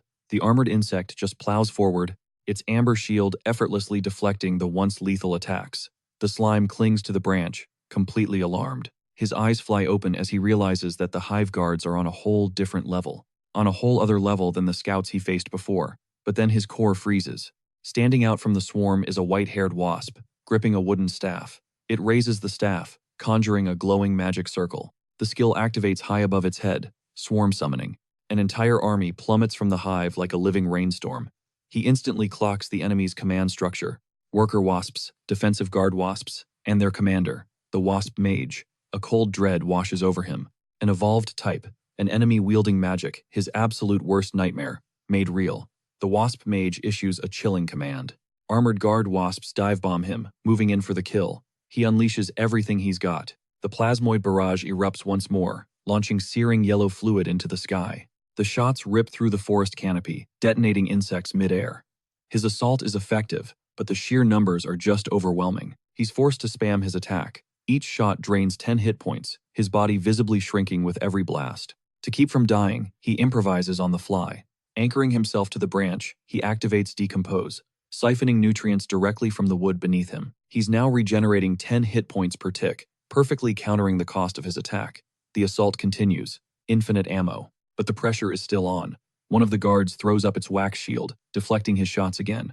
Frustration boils inside him. He knows he needs something with more punch, his ace in the hole. But before he can make a move, 2 guard wasps rocket toward him for a final, synchronized strike. They slam into his slime body, stabbing deep, but they just made a fatal mistake. Getting physical is his home turf. He mentally mocks the soldiers for delivering themselves right to his doorstep. His body engulfs them, a living blob of a trap. Their armor melts away as he dissolves them alive. After eliminating the threats, the system announces his loot. Wasp lances and a wasp stinger from the defeated guards drop into his inventory. An alert immediately flashes. Inventory full. The items must be used now. Without a second's hesitation, he gets creative. He absorbs a sharpened wasp lance into his slime, forging a solid core for his next projectile. He rapidly spins the weapon, stabilizing its trajectory and building up immense force. Then, he lets it fly. The enhanced shot tears through the air with savage velocity. The beeswax shield shatters into a million pieces, and the guard wasp behind it is pierced clean through. The soldier drops like a stone. Seeing its guard broken, the wasp mage immediately grasps the situation. Its eyes glow with cold fury as it raises its staff and orders a full retreat. The entire swarm breaks formation, pulling back as one. They stream back to the hive, abandoning the attack entirely. The slime mold clings to the branch, watching them vanish into the trees. A rush of victory surges through him. He scoffs, absolutely convinced the swarm retreated because they finally learned to be afraid of him. The fight suddenly escalates as the wasp mage forms a spinning orb of golden energy. The slime's attention is snagged by the shimmering liquid. It looks just like honey. He's actually tempted to taste it mid-battle, but the mage isn't dishing out snacks. He lifts his staff and ignites the sphere into a ball of fire. Sparks and embers fly. The wasp mage hurls the fireball downward like a meteor, and the attack slams directly into the slime mold. It blasts the creature for 70 damage, making it shriek as its health bar plummets. The mage just keeps raining down fiery projectiles. Under the relentless assault, the slime mold desperately flees, realizing that fire is the ultimate counter to its body. The attack is a nasty combo of fire and sticky honey, dealing massive area of effect damage. Even with its regen, it knows it can't win this fight and decides to bail. It frantically dodges as explosive spells slam into the tree, splintering the bark all around it. To slow down its pursuers while it retreats, it twists around and fires its plasmodium barrage. A stream of yellow sludge projectiles shoots out. 2 armored wasps move in, intercepting the attack with twin beeswax barriers. They merge their shields, forming a solid green wall that blocks the sludge and protects the mage clinging to the tree. As fire rains from the sky, the slime mold curses their insanely strong defensive skills. Accepting defeat, it slides down the trunk to escape as explosions rip through the wood right behind it. The wasp mage unleashes a powerful swarm summoning spell, calling for backup from the hive, and a new threat emerges: suicide bomber bees. Bloated with energy, their abdomens glowing brightly, they pour out to defend their home. The suicide squad charges forward in a massive wave. They launch themselves into a terrifying dive-bombing run. The tree trunk where the slime is hiding gets nailed in a coordinated strike on impact. They detonate, triggering a chain reaction of explosions that engulfs the entire area in a firestorm. The slime mold leaps from the burning trunk. To escape the flames, it lands on a lower branch, its gooey body absorbing the shock. But the wasp mage spots it and orders his soldiers to cut off its escape route. The slime feels the branch begin to tremble violently. It looks over and sees 2 huge wasps sawing right through the branch. It snaps, and the slime mold plummets. As it falls, it sees a trap laid out below, hundreds of suicide bees waiting for it. Above, the wasp mage prepares his final attack, conjuring a massive sphere of yellow energy that looks like a miniature sun. The mage hurls the colossal spell downward. The fireball rockets toward both the slime and the bees below. This just proves the mage will sacrifice his own troops to guarantee the target is annihilated. The slime mold watches the attack descend. Its vision is consumed by a blinding light as the spell smashes into it, causing a gigantic explosion. A mushroom cloud rises over the forest, visible for miles. As the dust settles, the exhausted wasp mage and his guards lower their weapons. They believe the threat is finally over. Flaming chunks of wood rain down from the sky, the only remnants of the obliterated area. The forest falls silent, and the guards begin returning to their posts, but a sudden disturbance grabs their attention. 2 guards carrying resources back to the hive just freeze midair. The wasp mage's eyes fly open in shock as he realizes they are not alone. Suddenly, the slime mold bursts out from the tree's bark behind them in a devastating sneak attack before the insects can even react. The yellow predator lunges through the air. The slime engulfs the guards, trapping them, and then it taunts them. It gloats that the inside of the nest is now completely defenseless. The slime mold had survived the nuke with a brilliant strategy. Before, instead of just hiding, it had been devouring the wood, carving a secret tunnel straight to the nest. Right before the explosion, it spent 150 HP to create a split-body clone, leaving it outside as a decoy. The plan worked perfectly. The wasps focused all their firepower on the clone, while the real, smaller slime used the chaos to slip by unnoticed and climb the tree. Now, the slime mold smashes through the hive wall, pushing deep into enemy territory. Inside, it activates its search ability. It stretches out its body to map the tunnels. It glides through the corridors, zipping past a food storage room. Since that's not its prize, it checks out a chamber filled with giant larvae. But it ignores that, too. It finds a golden chamber overflowing with honey, which is seriously tempting, but it stays focused, leaving the honey for later. While hunting for the nest's core, the slime mold erupts from the floor into the deepest chamber of the hive. It immediately spots its defenseless target. It's the wasp queen, a massive, immobile creature resting on a cushion. She just eats to produce more soldiers.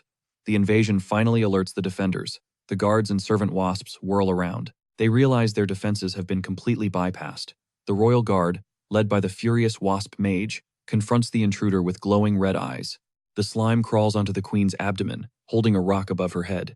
It warns the guards that she's now its hostage. The queen trembles in terror as the rock hovers over her, but the slime totally miscalculated. Instead of surrendering, the enraged wasp mage orders an immediate, all-out attack.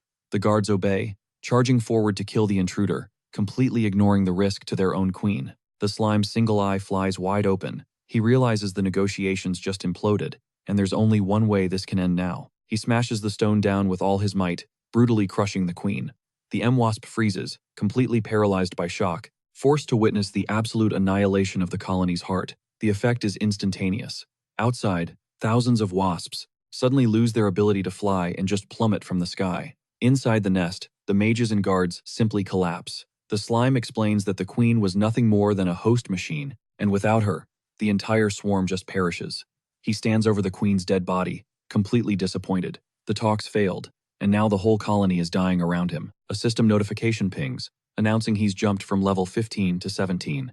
In the dead silent forest, bathed in moonlight, another system alert confirms the slime mold can now level up after destroying the hive. He leaps from a tree, landing right in the middle of the fallen suicide bees. The system issues a warning. The bee remains will stop giving out experience in 24 hours, and his temporary health bonus will be gone soon. He pulls up his status window. He's already shot up to level 21. With 918 HP, his skills got a major upgrade. Pulsation is now at its max level. Poison resistance is at level 7, and he's unlocked a brand new skill. Central Command, level 2. Totally confused by this new Central Command ability, he tries to pump skill points into it, but nothing happens. He starts to wonder if it's completely useless, since he has no one to command. He tries to upgrade Decomposition instead, but a pop-up states that racial abilities can only be improved through practice.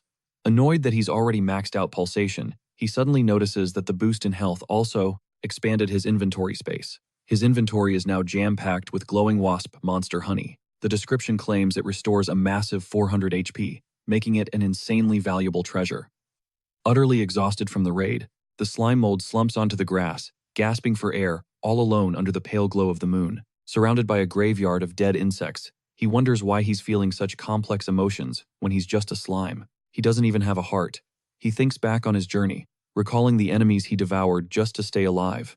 An acid snail, a spider monster, and a giant swamp crab. His predatory rampage escalated from bugs to obliterating an entire colony of wasps. Suddenly, a tragic vision rips through his consciousness, a memory stolen from his prey. A little crab child asks his mother why his father isn't home to play with him. The vision flashes to the crab father, dressed in a business suit, calling his wife. He claims he's with clients and can't come home just yet. The mother consoles her son, telling him that his dad is working hard for them. A crab-shaped clock on the wall shows it's nearly midnight. The mother begins to worry when her husband doesn't call back, fearing he might have passed out drunk somewhere. She tells her son they have to go look for Daddy Crab. They step out into the dark night, the boy singing a little song about a storm. His mother shushes him, tragically unaware that Daddy Crab was already devoured by the slime. Down a dark alley, a figure stumbles along, holding a briefcase. The crab child sees the silhouette and yells out, overjoyed that his father is finally back. The mother calls out, confused, asking why he's walking away from their house. Seeing the figure stagger, she assumes her husband is wasted and tells her son to go help. The boy runs happily towards the silhouette. The figure turns around. It isn't his father. It's a mutated slime mold wearing his clothes, its single red eye hideously warped. The monster whispers, "Your daddy was delicious." The boy screams in pure horror. Snatched from the vision, the slime mold begins to panic, hit with the crushing realization that he's become a villain. He tries to get a grip in the dark forest, telling himself he's just overthinking things, that it's just his lingering human mind. But even as a monster in this world, he can't seem to shake off these feelings of guilt. He sees the glowing eyes of predators in the shadows and accepts the raw law of the jungle. It's hunt or be hunted. He decides that hunting and decomposing are his only options. Focusing on survival, he resolves to find the clone he set loose earlier and see what it managed to gather. The slime mold darts through the forest undergrowth, vaulting over bushes as he heads toward the clone's location. But then he freezes. He spots an intense, warm glow coming from a break in the trees. He realizes the light is from a campfire. Curious and cautious, he slips through the bushes to get a closer look, wondering if there could be humans nearby. He peeks through the leaves. His core throbs as his suspicion is confirmed. Humans. He sees 3 adventurers relaxing around a campfire. Hiding in the brush, the slime mold is stunned and nervous, seeing actual people in this world crawling with monsters. At the campsite, a pink-haired scout, C-rank Nia Ross, leans against a sleeping armored boar. She pets the beast, little Estelback, thankful they finally found their way to the fire. A bearded warrior, B-rank Rack Carter, apologizes to the team. He blames himself for getting them hopelessly lost while they were tracking their target. Then there's the white-haired figure reading a book, Fair. Rank B breaks down the situation. Magical communication has been completely severed, and this forest is a twisted labyrinth. He reassures Arak not to blame herself, insisting these anomalies were impossible to predict. Cole chimes in, suggesting they report everything to the church. As they make their escape, the conversation reveals a critical detail. Their guildmaster has been missing in action for 2 whole years. Cole adds that there were whispers that the church was low-key suspicious of the guild even before he vanished. A decade ago, the guildmaster, gone, established the 100 Styles Guild on a philosophy of pure equality, living by the motto, no deception, no exploitation, no evil. The guild became legendary for its generosity and tight-knit community. But its explosive growth definitely raised some red flags with the church. Then, 2 years back, Gon accepted a direct mission from the Pope himself, heading into the swamp forest, and was never seen again. Rick Carter bitterly explains that without its master, the guild crumbled. He gives a genuine thanks to Nia and Cole for being the only ones to join his search party. Nia Ross humbly insists she owes everything to Gon. Without his all-accepting guild, her niche profession would have made becoming an adventurer impossible. Cole, not even looking up from his book, cynically points out that Nia can tame magical beasts and would be snatched up by any other guild in a heartbeat. Therefore, she's got nothing to worry about for her future. Pissed, Nia snaps at Cole to shut up and just go to sleep. Cole instantly apologizes, realizing he struck a raw nerve. Meanwhile, the slime is straining to listen, concealed within the undergrowth. It only catches keywords like guild and church. It quickly figures out that understanding the politics of the human world is absolutely crucial for its survival. It activates its metamorphosis ability, stretching a flattened tentacle from the bush across the ground to act as a sound amplifier. And now, the slime listens intently from the grass as the clueless adventurers chat. But the espionage is cut short when Cole, without ever taking his eyes off his book, calmly announces, "There's a monster nearby." The slime realizes it's been found out, and instantly panics. Before it can retract the tentacle, an ice spike, conjured by Cole, erupts from the ground, impaling the limb. The strike is devastating. A system notification flashes. The ice effect is super effective, slicing its speed by 90% and leaving it shivering uncontrollably. Desperate, the slime drags its frozen appendage back into the bushes, leaving a shimmering trail of ice. Cole just tells his companions he's already handled the problem. Rack raises his shield, asking where the enemy is, while Nia commands her small boar, Estelback, to check it out. Encased in ice, the slime watches in sheer horror as the boar charges closer. Little Estelback sniffs the frozen slime, thinking the yellow mound is food. It decides it's a frozen treat. The boar chomps down, and the slime screams internally. As it's being chewed, its single eye wide with terror, it tries to escape, convinced this is the end. It braces itself, certain it's going to die, in the jaws of a boar. Just as it prepares for oblivion, Nia yells at her boar not to eat the strange creature. She scolds her pet for its random killing, saying the slime is just a tiny, harmless little monster. She orders the boar to spit it out. Obeying her command, the armored boar spits the slime out, in a glob of thick saliva. Nia scoops up the sticky creature, holding it up to her face with a warm expression. She says it looks familiar and asks the little monster if it wants to form a contract. Overwhelmed with joy, the slime sees her as a literal angel. It mentally screams, yes, believing it's finally found a magical bond. But Rick Carter cuts in, scolding Nia for wasting time. He says they need to conserve mana to escape the forest, not blow it on some low-level slime. The slime tries to shout that it's a mud slime, but no sound comes out. Nia agrees and gently places the slime back on the grass. It realizes with a sinking feeling that humans can't hear it, but it refuses to give up. It decides to use body language to communicate. It contorts its yellow body, stretching its tentacles to form symbols. On the ground, Nia points out the bizarre behavior to Rack. The slime proudly forms Chinese characters with its body, confident. This will prove its intelligence. The plan backfires spectacularly. Rack completely misreads the symbols, asking if the slime is just making a mess. He's totally confused, having no idea what it's supposed to mean. Frustrated, the slime realizes the humans in this world don't read or speak Chinese. It gives up on communicating, terrified they'll kill it for acting too weird. It consoles itself, thinking at least there are humans here, even if it can't talk to her yet. Under the moonlight, the slime bounces across the water, getting a safe distance from the humans it just met before landing in the grass. It remembers the magical threat. It has to avoid that spectral owl. Since magical surveillance is its biggest weakness, it decides to test a new skill from the battle, against the wasps. Activating the core command, a digital grid scans the surroundings. Its senses transform into a radar system. A pinging sound echoes as the skill scans the terrain for a signal. A blue grid explodes outwards, cutting through the trees. It maps the dark forest, Perched on a rock, the slime mold waits, hoping the scan will pinpoint the clones, the very ones he left behind. The system locks onto a target. It's a twisted feeling, realizing the core command is now hunting down parts of his own self. He bolts through the forest, chasing the signal to reclaim his lost mass. The ping grows louder, stronger. It leads him to a massive, gleaming yellow blob next to a fallen log. The slime mold freezes, completely stunned. The clone got this massive all on its own. He can only imagine how much it's already decomposed. Activating recovery, he merges with the giant clone. As he absorbs its nutrients, a system notification flashes, a massive boost in experience and hit points. Power surges through him. He leaps toward the next signal, continuing his harvest. He finds and absorbs another clone. His poison resistance levels up to 8. The combined XP shoots him straight to level 22. The slime mold lands in the grass, eager. He's hungry to keep farming that XP. He fires up the core command again, but this time, the signal is faint, the pinging erratic. Confused, he wonders why the signal is so weak and frantically searches for the source. As he scans the area, a flicker of movement near some mushrooms catches his eye. He realizes with dawning horror that his target is right there. An acid snail is chowing down on his clone. Consumed by rage, the slime mold screams and unleashes a jet of cytoplasm that slams into the creature. The impact sends the enemy flying, leaving the clone shivering in place. He treats the clone like a bullied kid, promising to make it all better.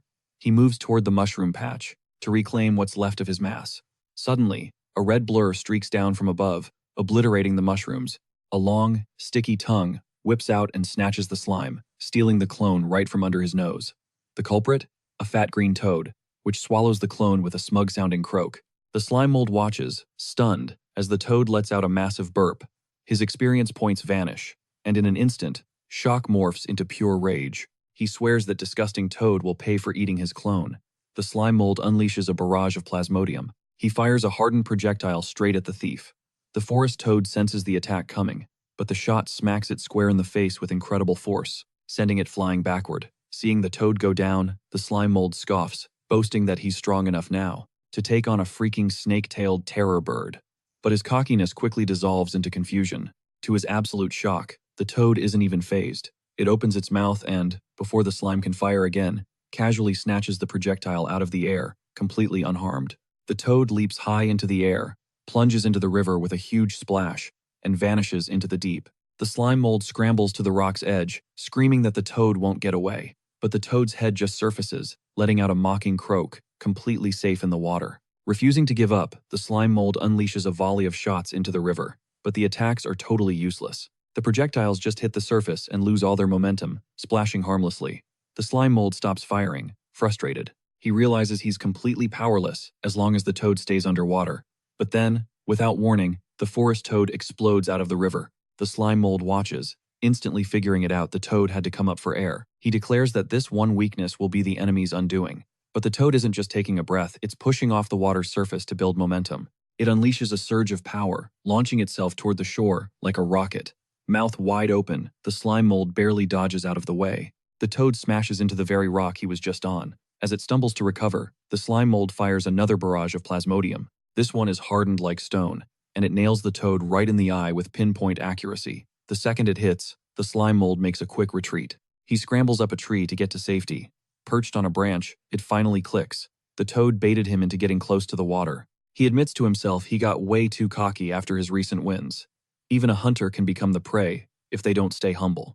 Down below, the toad clutches its wounded, bleeding eye. Utterly enraged, it glares up into the tree and lets out a furious croak. Shaking off the pain, it leaps toward the branch. The slime mold panics. He's completely out of stone ammo. Still, he fights back, firing off liquid slime projectiles. The toad just opens its mouth and, instead of getting hurt, it catches and devours every single shot midair. The slime mold watches in pure terror, realizing his attacks are literally just feeding the monster.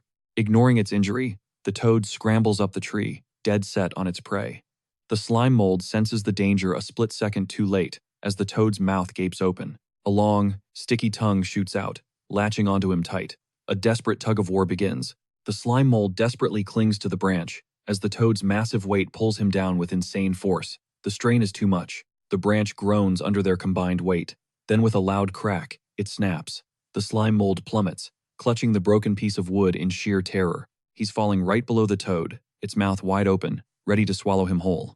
But in a flash of genius, he reverses his momentum, coiling around the broken branch and aiming its jagged, sharp end straight down. He rams the makeshift spear right into the toad's open mouth, screaming, "Eat this!" The wood impales the toad's brain. The force of the blow sends it hurtling backward, crashing down from the tree in a spray of blood. With the slime mold perched safely out of reach, the dead toad plummets into the water with a massive splash, signaling the end of the battle. And the slime mold clings to the tree trunk, breathing a sigh of relief.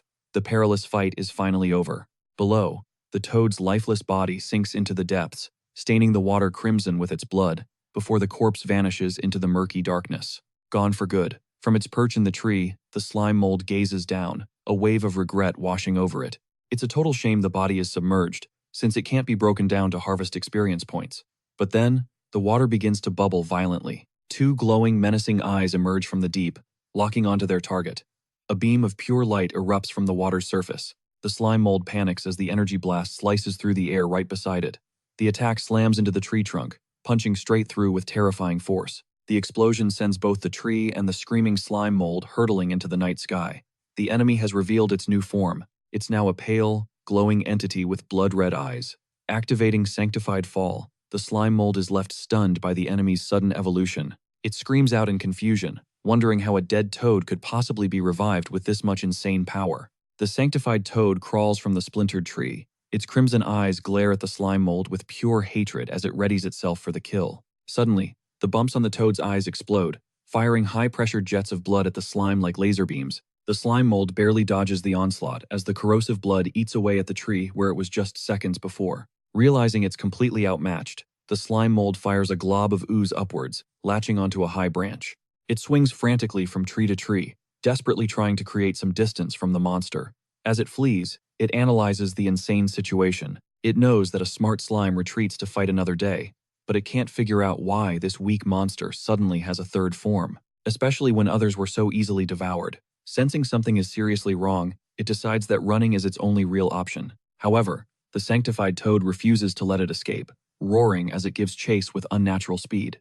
Using its sticky tongue, the toad swings through the air, perfectly mirroring the slime mold's movements and closing in fast.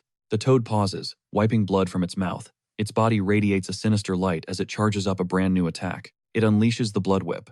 A whip forged from solidified blood slices through the air. It rips the slime mold's tentacle clean off, inflicting a devastating 199 points of damage. The slime mold plummets as a system alert warns that a foreign object has invaded its body. It panics, realizing the toad's blood is so toxic that even its level 8 poison resistance can't neutralize it. The sanctified toad presses the attack, diving downward while activating a skill called Tongue Whip. Its long, blood-red tongue shoots out like a harpoon, wrapping around the slime mold and yanking it toward the ground. Despite the direct hit, the slime mold is arrogant. It scoffs after taking only 1 point of damage, completely confident that physical attacks are useless against its liquid form. But its confidence shatters into pure terror as it's dragged into the river and realizes it's been pulled into its one fatal weakness: freshwater. A red alert flashes, warning that its cell's osmotic pressure is critical and that it has to get out or die. Before it can even process the warning, the sanctified toad lunges forward with its massive jaws stretched wide open. The toad's mouth snaps shut, swallowing the slime mold whole. The forest falls dead silent.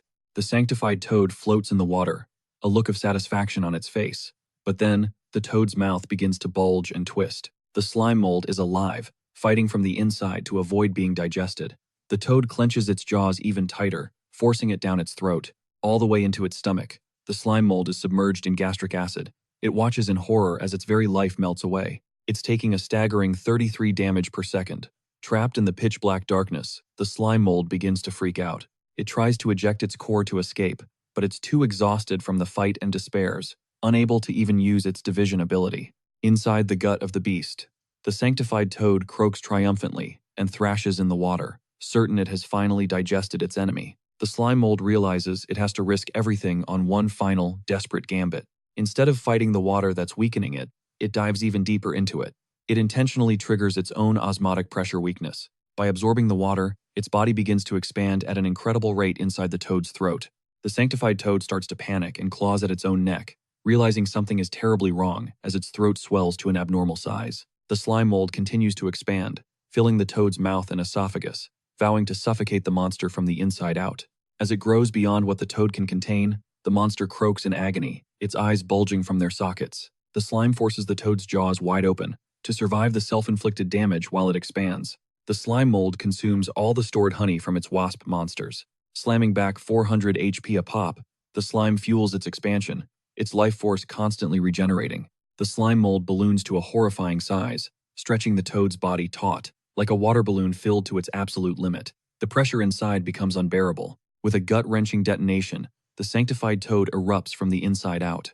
A shower of blood and viscera explodes across the water. The slime mold's explosive expansion has utterly annihilated its foe. Victorious, it now drifts lazily down the river. Now a colossal mountain of goop, the system dings, enemy defeated. It even banks some EXP for surviving that toxic bloodbath. It also scored a new antibody. Fresh off its explosive win, the slime mold drifts through the swampy trees.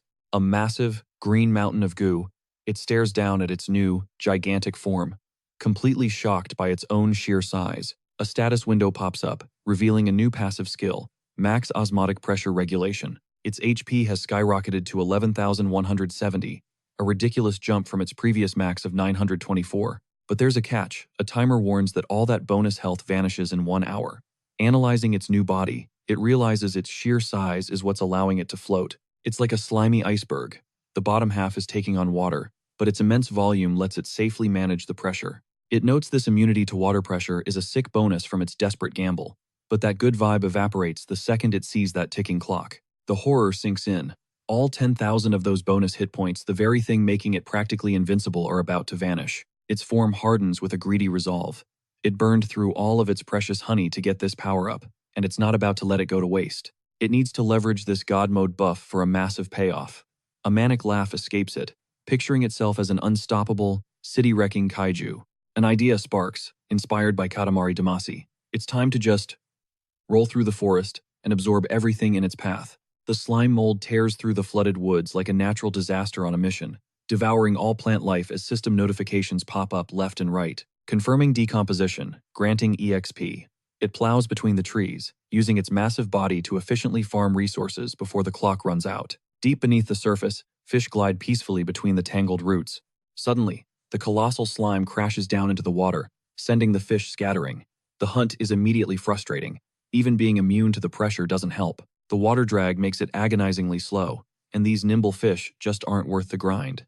Deciding the water is a total waste of time, it heads for solid ground, hauling its gigantic mass out of the river and onto the nearby bank. It spots a patch of mushrooms by a tree. It simply flows over them, absorbing them instantly and leaving a perfectly clean patch of dirt behind.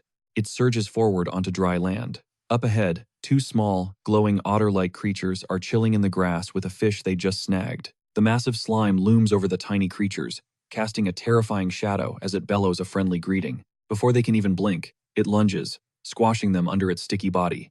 It doesn't consume them, though, just rolls right past. It coldly announces, "I'll be taking this fish," and just keeps going, leaving the two otters sitting stunned in the dirt. Now covered in green slime, they just stare in traumatized shock as their dinner gets jacked. Meanwhile, rolling on through the woods, the slime starts rationalizing what it just did. It tells itself that sparing those cute little guys, and only taking their food, proves it still has a merciful, human soul. Totally. This self-congratulatory monologue gets cut short when it spots a squirrel holding a nut.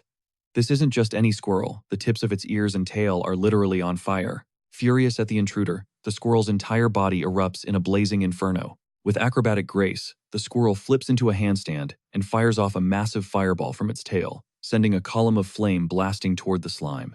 It's super effective. The slime panics as red damage numbers start popping up all over its body. It realizes with a jolt that despite its massive size, fire magic is a critical weakness. But the size difference is just too massive to overcome. The slime just powers through it, warning the tiny creature, "Don't blame me, you attacked first." And then it completely flattens the squirrel under its gigantic green mass. It quips that playing with fire in the forest is a major no-no. When it peels its body away, nothing is left but a perfectly clean skeleton. The system dings, confirming the kill and decomposition, awarding it another chunk of EXP. Deeper in the forest, the sound of violent impacts echoes through the trees. A huge, muscular lizard is sent flying. It crashes hard against the ground. Its opponent is a massive, living tree monster with a glowing crystal embedded in its chest. As the tree monster aggressively swings its branch-like arms, the lizard scrambles back to its feet, its throat swelling as it prepares to retaliate. It unleashes a powerful jet of liquid from its mouth. The acidic payload slams into the tree monster, splattering across its entire body. The acid sizzles and melts right through its bark, eating into the wood beneath as the monster rears back in agony. But even as its body dissolves, the tree monster has one last survival trick up its sleeve. A glowing seed shoots out from its dying form, landing perfectly inside a hollow stump where it begins to draw power from the earth. The stump instantly flashes with new growth, completely restoring the tree monster. A frustrated roar rips from the lizard's throat as his enemy just reforms before his eyes. He snaps. Unleashing a savage charge, he blitzes forward, a blur of motion hell-bent on ending this fight now. Spear-like branches shoot out to intercept him, but the lizard is far too quick, weaving through the deadly assault as he closes the distance. He lunges, jaws ready to tear in, but the tree monster is a step ahead. A razor-sharp branch whips around the lizard's arm, trapping it. It punches straight through his tough scales. Then, suddenly, bizarre white buds erupt all along the binding vine. He's locked down tight. One of the buds bursts open, blooming into a sinister flower right in front of the lizard's face. He stares into the flower, its petals perfectly reflected in his eye. This isn't just an attack, it's a parasitic infection. Red tumors. In a split second, they sprout from his pupil. The infection is instantaneous, and the lizard's eye explodes in a sickening spray of blood. Blinded, he shrieks in pure agony. Seizing the moment, the tree monster slams a heavy branch down, crushing the lizard. Still reeling, the sheer force of the blow sends the beast flying, and he collides violently with the rocky ground. Blind and battered, the lizard is far from finished. He struggles back to his feet, already adapting to his lost sight. He switches on his thermal vision, allowing him to track heat signatures. Using this new sense, he can now pinpoint every attack. The branches now appear as glowing heat trails, and he expertly dodges and weaves around them. The lizard launches himself high into the air, soaring over his enemy before tucking into a ball and spinning furiously. He transforms into a living projectile, using the intense rotational momentum to unsheathe his razor-sharp tail. He executes a devastating downward slash. The attack connects with tremendous force, driving his tail straight through the tree monster. The creature is utterly obliterated, exploding into splintered wood and green mush as its core shatters. The lizard roars in triumph over his fallen enemy, saliva and blood dripping from his jaws. But this victory came at a brutal cost. The beast whimpers as the parasite flower fully blooms in his empty eye socket, its roots digging even deeper into his flesh. The infected lizard stands there, blinded, a grotesque flower blooming where his eye used to be. Suddenly, a massive slime mold comes barreling down a hill. It casts an immense shadow over the dying beast. Showing zero mercy, the slime mold rolls right over the lizard. It crushes him under its weight and immediately begins to absorb him. A system notification dings, alerting the slime to a foreign object, but its antibodies instantly neutralize it, granting a chunk of experience for the decomposition. The slime mold is briefly confused. It brushes off the strange warning, focusing instead on consuming as much as it can before its timer runs out. However, as it steamrolls through the forest, it senses something is off. It has already rolled over hundreds of acres, but the forest remains impossibly thick, as if it's made no dent at all. All of a sudden, the ground beneath it begins to tremble violently. A colossal pillar of dark energy erupts from a distant mountain, blasting straight up into the night sky. Intricate, magical patterns fill the sky as the energy beam punches through the clouds. The slime mold just watches, completely bewildered. It wonders if it's hallucinating, because despite the insane visual spectacle, there is absolutely zero sound. Before it can even begin to process what it's seeing, its time limit runs out. A system message announces the deletion of excess mass. Its massive health bar and giant body explode into smoke. It instantly shrinks, returning to its original form, small and spiky in the grass. After shrinking back down, the slime mold checks its status and is absolutely floored. It sees that it hit level 49, earned the Lord of Weaklings achievement, and that its HP is now close to 3,000. It marvels at the huge stat increase, but a system notification completely ruins the mood. It warns that the nutritional overload is complete. The next requirement is 5 times higher, and it won't gain any XP for 1 whole hour while inside the crater. Its giant form is gone. It wonders cynically if its new title just makes it the king of the freaking kindergarten. Feeling sick from binge eating, it opens its inventory to find it jam-packed with junk, like rocks, wood, and bones. It knows it needs to clear this out immediately. Its body contorts as it violently barfs up a huge pile of items. Its entire inventory spews out onto the forest floor. It lies there, totally drained next to the mountain of junk, but feels a lot lighter. But it's bored with nothing to do, since it can't gain XP for an hour. Just then, a notification pops up. It states that at level 60, it can choose between a class change or an evolution. The slime mold is instantly ecstatic when it realizes this is the path to becoming truly OP. It theorizes that mimicry must be the key to a class change, and it speculates that evolution is a fundamental upgrade, like an animal gaining human-level intelligence. Its imagination runs wild. It pictures itself as a powerful slime mage and laughs, dreaming it could learn magic and take over the world in that form. The sound of wings slicing through the air shatters its daydream. It looks up and sees three fast-moving figures zipping between the trees. He instantly clocks the threat, a three-wasp squadron, fully armed sorcerers. His slime form tenses up. He recognizes them instantly, the magic-wielding kind. He's clashed with them before, and he knows taking on three at once is a whole new level of messed up. Wondering where a kill squad like that is headed, his curiosity gets the best of him. He decides to tail them. He launches into the air, shadowing the insects through the dense forest. He keeps his distance, leaping silently from tree to tree as he tracks the trio of sorcerers. Deeper into the wilderness, he emerges into a clearing, and what he sees stops him dead in his tracks. The entire forest floor is a sprawling megalopolis of countless hives, all linked by organic bridges, a massive insect city concealed beneath the grass. Slimehim is just mind-blown by the sheer scale of this colony. He can't help but wonder, is this interconnected nightmare some kind of next-level, evolved swarm? The three sorcerer wasps dive down toward the colony, vanishing into the thousands of others swarming the air. Then, out of nowhere, bam! A massive, taloned foot slams down from the sky, instantly obliterating one of the hives. A colossal bird, a serpent-tailed terror, towers over the wreckage. It looks eerily familiar, just like the one he saw when he was first reborn, but this one is covered in light blue feathers. It completely ignores the swarming wasps and just plows forward, smashing hive after hive with this vacant, bone-chilling stare. The beast rips another hive apart and greedily devours the larvae inside. From his hiding spot, a cold sweat breaks out on Slimehim's skin. He recognizes the species instantly, hit by a traumatic flashback of how the red version terrified him so bad, it completely shattered his will to live. This blue one, though, it feels different. The colony explodes into action. Thousands of soldier wasps launch a coordinated blitz, dive-bombing the colossal predator. They swarm in from every conceivable angle, but the bird is a walking fortress. One wasp lands, driving its stinger forward, but its stinger can't even scratch the thick plumage. Other wasps swarm the serpent head on its tail. It's useless. Their stingers just bounce off the iron-hard scales. Physical attacks are getting them nowhere. Switching tactics, the entire swarm engulfs the bird's body, becoming a living blanket of insects, trying to suffocate it or cook it alive. But the beast is just too powerful. With a single, monumental shake of its body, it sends thousands of wasps flying off like dust in the wind. With the physical assault failing hard, the three sorcerer wasps finally enter the fray. They hover above the beast, their magic circles blazing to life as they summon dozens of fireballs aimed right for it. The mage wasps unleash hell, raining down a firestorm from their magic circles, ready to incinerate the intruder. The forest floor erupts in flames as the fiery projectiles hammer their target.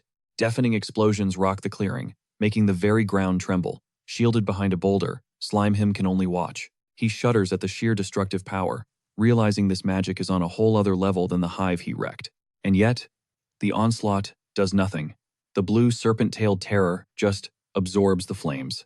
Its feathers shift from a pale blue to a burning, fiery red, as it literally eats the magic whole. It's supercharged by the attack. Now, in its crimson form, the bird throws its head back and unleashes a blood-curdling shriek. Its eyes lock onto the hovering insects with pure, murderous intent, making it clear their attack only made it stronger. The three sorcerer wasps just freeze midair, their aggression vaporizing into pure shock. The horrifying realization hits them. Their ultimate attack was a complete failure. With blinding speed, the bird whips its massive serpent tail, crushing hives like they're made of paper to get to its prey. Inside that tail, the serpent head switches to thermal vision, easily locking onto the heat signatures of the wasps hiding in the wreckage. Guided by the heat, the serpent head strikes with surgical precision, snagging a defending wasp. It crushes the insect without a shred of mercy, ripping it to shreds. Dead insects rain from the sky as the trapped swarm is forced out of hiding. It clicks for Slimehim. The bird intentionally soaked up the fire magic to power itself up, and it was gunning for the queen all along. This thing is scarily intelligent. He figures he'll just lay low and loot the corpses after the bird finally leaves. Suddenly, one of the monster's wings flashes over with ice.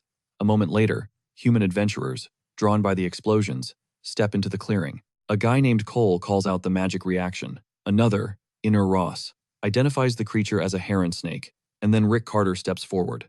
Shield raised, he warns the party that this monster is already at Lord level. Still hiding behind his rock, Slimehim takes in the chaotic scene. He recognizes these adventurers from before and realizes they're actually planning to hunt this terrifying bird. The heron snake's frozen wing starts to glow with heat, and the ice encasing it rapidly melts away. With one powerful flex, the bird shatters the remaining ice, freeing its wing and turning to face its new challengers.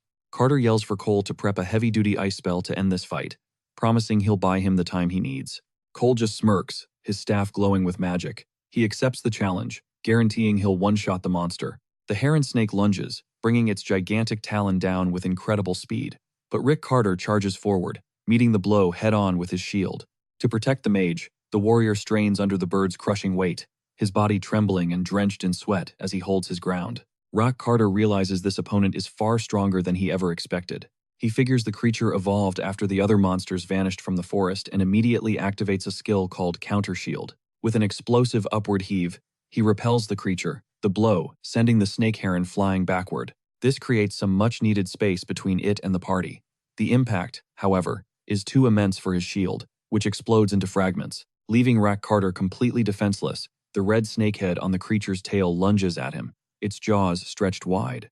Spotting the immediate danger, Nia commands her armored boar, Little Estelbach, to charge forward and slam the monster. Rack Carter narrowly manages to dodge the snapping jaws just in time. Dripping with sweat, he realizes how close he was to being killed, but the adventurers' combined pressure forces the snake heron to retreat.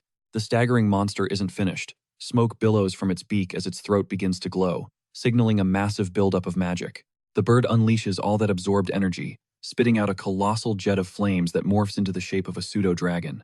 Cole instantly recognizes the high-level magic and screams a warning that they're totally screwed. Cole Fern reacts in a split second. Slamming his staff into the magic circle, he bellows for them to brace themselves as a towering wall of ice. The glacier barrier erupts from the ground. Nia, Rack, and Cole dive behind it, praying it can withstand the pseudo-dragon's fiery breath. The glacier barrier is struck, and the brutal collision of fire and ice rips the battlefield in two. The resulting shockwave obliterates the forest.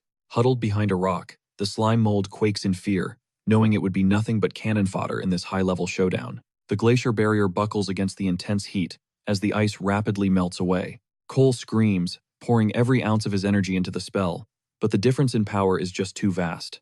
The ice wall shatters, sending shards of blue crystal flying everywhere. The smoke finally clears, revealing a scorched path of utter destruction. The adventurers are left exposed but are still alive, since the barrier managed to absorb most of the blast's impact. The slime mold is completely shook, awestruck by the sheer power of high-level magic and lamenting its own weakness. Furious and utterly drained, Cole Fern curses his wasted enchantment. He tells the team he won't be able to use any more high-level magic for a while. Rack Carter takes charge, yelling for Nia to provide cover fire with her crossbow, while he gets ready for a counterattack. Nia gives a sharp nod.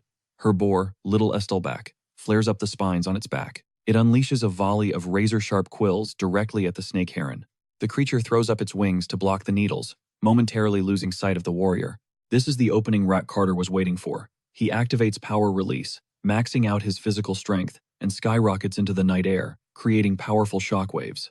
As he soars high above the battlefield, the snake heron lowers its wings and glances up, its eyes widening in pure shock to see the human airborne. Plunging straight toward it, Rack Carter rockets downward, activating Meteor Hammer. As his mace glows with raw energy, he swings the massive weapon with every bit of his strength, aiming directly for the monster. The devastating impact smashes the snake heron into the dirt, and the giant bird collapses in a heap. The mace obliterates the bird's skull, splattering blood and instantly killing the high-level monster lord. Panting for breath, Rack Carter stands victoriously over the beast's corpse and declares the fight is over. Cole Fern praises Rack, pointing out that the defeated snake heron was just as powerful as any high-level magic beast. Peeking from behind a rock, the slime mold analyzes the battle, thoroughly impressed by their teamwork. It decides its only chance for survival is to latch onto a human. Rack Carter orders Naya to get to the corpse and scan its memories for clues. Clues about the missing guildmaster. The danger, however, is far from over. As Rock stands near the corpse, the red snakehead on its tail suddenly lunges forward and sinks its fangs into his shoulder. At the exact same time, the bird's main head, which looked crushed and lifeless, snaps its eyes open for one final ambush. Reacting to the attack, a spell-forged ice spike pierces the red snakehead, killing it instantly. The caster is none other than Cole Fern. He screams that the snake carries a petrifying venom and orders Naya to get the captain a purification potion, now. Nia frantically fumbles with a purification potion, pleading for Rock to drink it immediately. Rock shoves the glowing green liquid into his mouth. He tries to neutralize the venom, but the attempt fails catastrophically.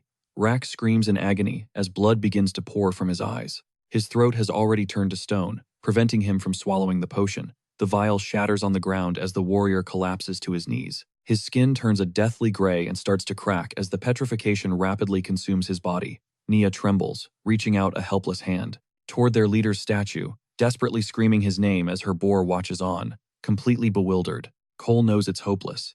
He yells at Naya that they need to bail right now if they want to make it out alive. But she's frozen solid, tears streaming down her face, unable to leave her captain's body behind. Cole forces the retreat, yanking her away. As they tear through the woods, he explains that the monster literally sucked out Rag's life force to heal itself, and it's going to be back on its feet any second. From behind, the serpent heron watches the survivors vanish into the shadowy forest. The monster's head, now fully regenerated from the stolen life force, glares after them with pure menace. It lets out a bizarre shriek, asserting its dominance. On the run, Cole chugs a potion to get some of his magic back. He thinks if they can just make it to the church within a week and get a royal priest, they can still bring their captain back. But their hope is shattered when the relentless serpent heron slams down right behind them with a ground-shaking impact. Cole curses. The monster regenerated way faster than he thought. The colossal bird charges forward, crushing rocks and splintering trees in its path, closing the distance with terrifying speed. "Cole, what do we do?" Nia screams. Cole skids to a halt and turns to face the beast, telling Nia not to be afraid. He orders her to conserve her magic, insisting he's got a plan as he raises his staff. He chants, "Ice Trigger," unleashing a volley of razor-sharp ice crystals at the monster. The precision strike slams into the serpent heron's legs, flash freezing them and halting its charge in its tracks. The beast screeches to a stop, its legs completely encased in ice. It struggles to break free, but then the creature begins to glow with an intense heat, prepping a fire attack to melt the ice.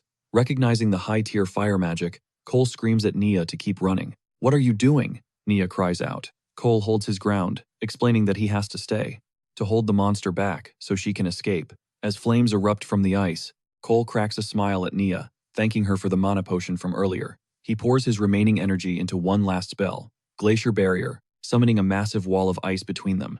The wall blocks the monster, but traps Cole on the other side with the Inferno. Through her tears, Naya realizes he just sacrificed himself to guarantee her escape. She screams an order to her armored boar, Little Stellback, to run, forcing herself to leave her comrade behind. Sobbing, she hardens her resolve. She knows she has to survive to report back to the church about this forest and the fate of her guildmaster. As she flees, her scout owl, Little Lee, suddenly swoops down. Nia is shocked. She thought their magical link had been severed. Hoping it's here to guide her to safety, she calls out to the owl, but it just flies right past her, not even slowing down, completely ignoring her before landing on a branch up ahead. Nia's hope instantly curdles into confusion.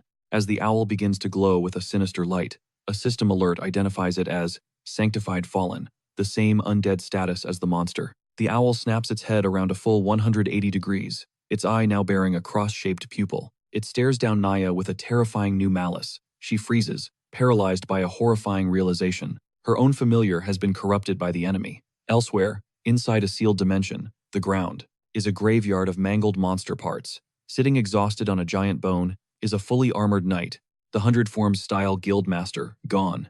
A system window flashes a warning. His energy and mana buffs have expired. Now, his own stamina will be drained to pay the magical debt. Gasping for breath, the knight accepts the penalty and the crushing fatigue to come. But then, the monster parts all around him begin to twitch, pulled together by some unseen force.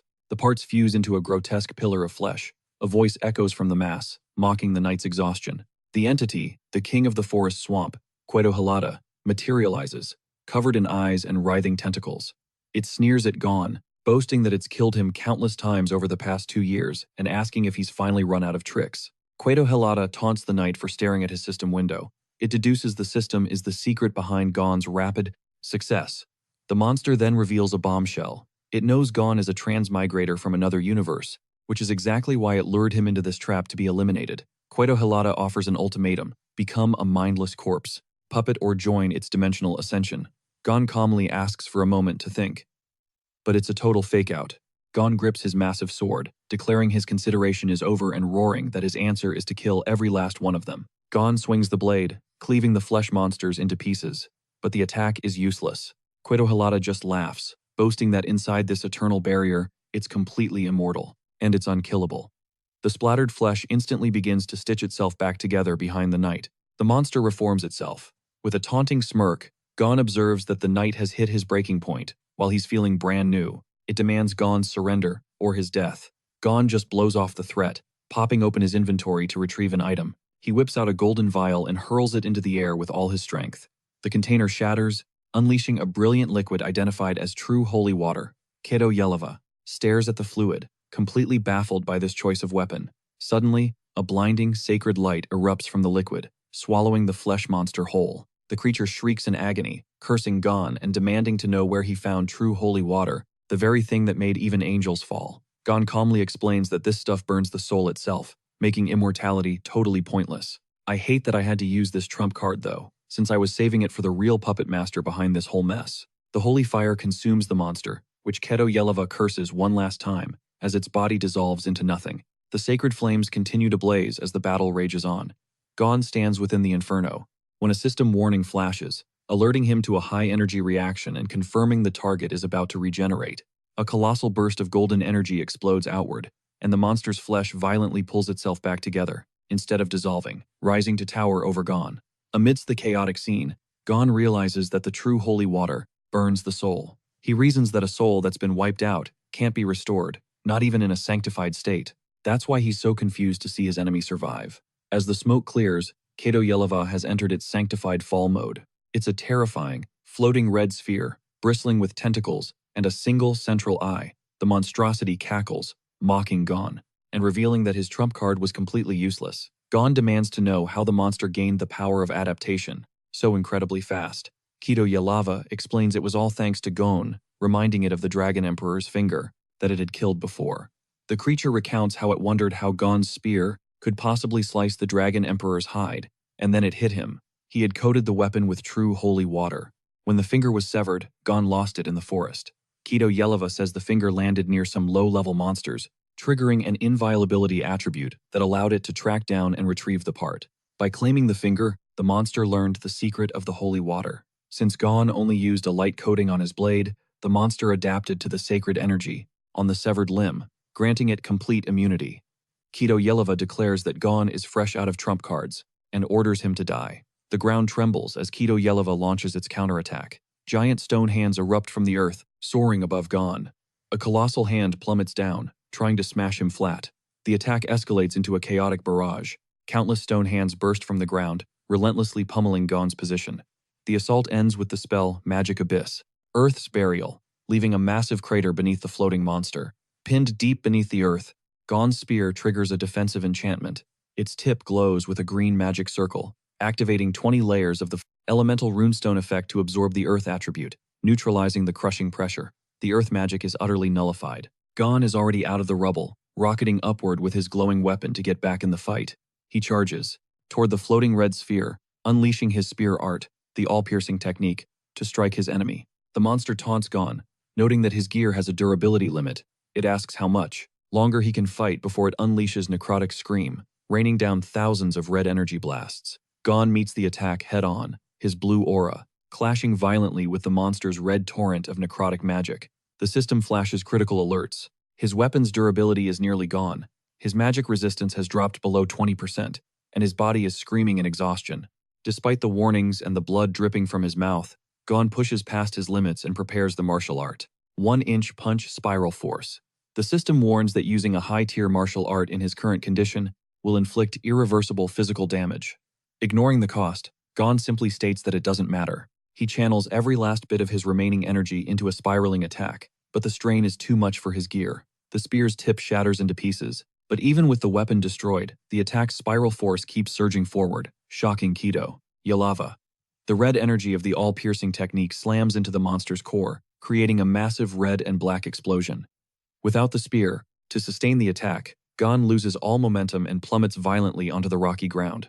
Blood splatters on the stone as Gon collapses to his knees, clutching his destroyed arm. He trembles from the sheer agony. His left arm is completely ruined from the backlash of dropping a high-level art while totally gassed. When the smoke clears, Yahello reforms, completely unfazed. The monster just scoffs at Gon, asking why he's agonizing instead of just rolling over and dying. The creature taunts him, guessing he's still trying to figure out how to clutch a win in this hopeless situation. Gon's head hangs low, silence his only answer. He's drowning in regret over his strategy, realizing it was a fatal miscalculation. To save his skills, he thinks he should have just dumped all the truly holy water from the get-go, to instantly nuke the enemy. Abruptly, a colossal shadow eclipses the entire battlefield. The Dragon Emperor's finger, the same one Gon fought before, screams down from the sky like a meteor. As the attack plummets, Kidoya Lava reveals that Gon can't possibly win because he isn't just facing some monster, he's up against the power of the entire Holy See. The gigantic finger rushes toward the wounded knight, threatening to pulverize him, but Gon refuses to accept defeat. With his last ounce of strength, he rips open the system inventory as the shadow swallows him. From the inventory's green glow, Gon pulls out an ancient, tattered scroll. The parchment unfurls, revealing brilliant crimson runes. It's a forbidden item, the Demon King's favor, and it begins to pulse with a sinister power. Kidoya Lava's eyes lock onto the runic scroll in sheer horror, stammering as it dawns on him that the Demon King's favor is a demonic contract. He screams at Gon, calling him a hypocrite for preaching justice when he'd made a pact with a demon ages ago. As the ominous power surges, the monster's smug arrogance evaporates.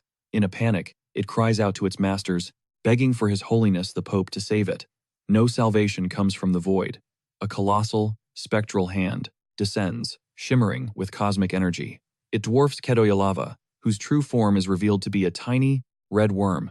The minuscule creature shrieks as the hand closes in around it. The Grasp of Oblivion technique activates. The giant hand clenches into a fist, instantly crushing the worm with unstoppable force. The monster's remains dissolve into glittering dust, erasing the Swamp King of the forest from existence. From the darkness where the monster perished, a new entity manifests, emerging with a cosmic patterned, skeletal leg. The summoning is complete. A colossal skeletal demon, draped in purple robes, now stands before the exhausted knight. The entity looks down at Gon and greets him, remarking that it's been a long time. The demon laughs, mocking Gon's battered appearance. It calls the knight pathetic, recalling when it previously failed to enter this universe, and sarcastically states that it will never forget Gon's past kindness. Pointing a long, bony finger at the knight, the demon proposes a deal. It offers Gon immense power, promising he'll be strong enough to exterminate the wicked scoundrels of the Holy See. It calls Gon a transmigrator, acknowledging his otherworldly origin. Gon's response is immediate and violent. Swinging his energy blade, he slices the contract scroll into shreds. As the paper flies, Gon declares that his debt is paid and that they are now even. The demon crosses its arms, unimpressed. That Gon resisted the temptation, calling him a heartless punk. The entity prepares to depart, but offers one last, ominous piece of advice. With a grin, the demon whispers a prophecy, saying it has already seen the face of Gon's death. With a chilling laugh, the demon dissolves into a purple swirl and vanishes from the dimension. Beneath the silent crescent moon, the sealed dimension falls still once more, following the demon's departure. A system window pops up before Gon, revealing the battle's heavy toll. His mana is at 0, and his hit points are critical as mana exhaustion continues to drain his life force. The system notes that since the target was erased from existence, no experience points were gained. Gon slumps against a dark wall, gasping from exhaustion, as he stares at the codes on his interface. Despite the fatigue, he tries to make one last connection. He asks the system if the Hope Coordinate summon was successful, and attempts to initiate a dialogue with the other individual. A red error message flashes, denying the request. The system reports that the connection failed because transmigrator systems are not interconnected, leaving Gon isolated. Back in the forest, a yellow notification pops up for Mo's slime. It tried to eat something, but the system reports that decomposition failed because the target is no longer organic. Mo's slime is clinging to Rick Carter's face. It's shocked to find that the warrior has been transformed into a stone statue. It tries to examine the petrified human, realizing it can't eat stone. The slime hops off the statue's lap. It spots Rick's mace lying on the ground. He calls out "Uncle" to the frozen statue and asks if he can just, keep the gear. Seeing as the warrior is pretty much a permanent fixture now, the slime takes the silence as a green light, yells a cheerful thanks, and bounces, leaving the petrified hero in his dust. Zipping through the forest in a streak of blue light, the slime starts cooking up a master plan. The play is simple. If he swoops in to save the last remaining humans, maybe they'll give him a lift to one of their cities. He spots a colossal structure looming through the trees and drops to the ground. Recognizing the massive wall of ice, he knows it's the one Cole Fern created. That must be where the survivors are holed up. His motives, however, aren't exactly pure. A wicked grin spreads across his face. He's secretly hoping the ostrich serpent heron has already been clapped so he can swoop in and score some high-tier loot from the battlefield. Firing up his search skill to scan the ice wall, the slime decides to scope out the situation before jumping in, but he's immediately slammed with the sheer brutality of what his sensory net reveals. He sees the gargantuan serpent heron clutching Cole's lifeless body. The monster's jaws unhinge, and it swallows him in one gulp, consuming him to absorb his power. The slime watches in absolute horror as the beast's eyes flare with a menacing red light, already hunting for its next meal. A wave of pure danger washes over him, and the slime bolts through the ice, panicking as he realizes the monster levels up with every single kill. He's terrified the last girl standing is already dead meat. Nearby, Nia Ross desperately calls out for her scout owl, Little Lee, which is just circling overhead, its eyes glowing with sinister, corrupt symbols. The twisted owl completely ignores her pleas and initiates a high-speed dive bomb straight for its former master. The horrifying truth slams into Nia. That creature is no longer 20T NET, her partner. Steeling herself, she commands her boar, Little Stellback, to fall back and launch a counterattack. The armored boar obeys, activating Thornback to fire a volley of sharp quills at the diving bird. But the owl just tanks the hit, blasting right through the barrage. Its eyes lock onto Nia. Its beak begins to pulse with a turquoise energy, warping and elongating unnaturally. The owl unleashes a skill called Iron Beak Gale, whipping its head around at an impossible speed to generate a vicious tornado of wind blades. The powerful gale shreds through the forest, toppling trees and sending debris flying in every direction. The attack is devastating, carving deep gouges into the earth and obliterating the forest canopy. Heavy logs rain down from the sky as the trees give way.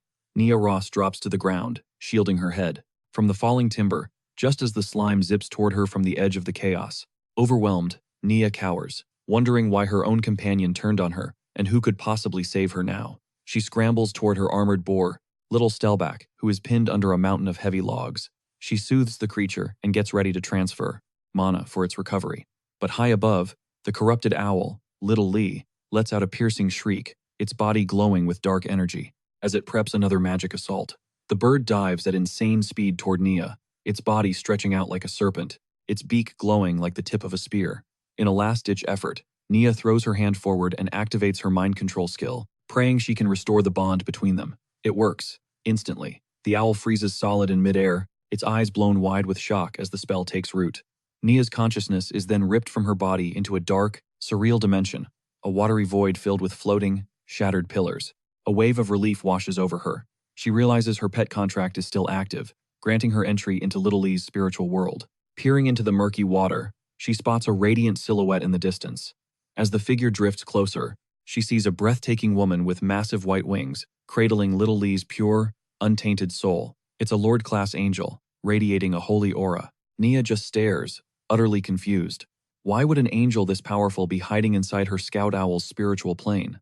The angel lord offers a gentle smile, beckoning Nia forward, but then the sacred illusion shatters. Half the angel's face rips away, exposing a red skeletal monster beneath that bellows for her submission.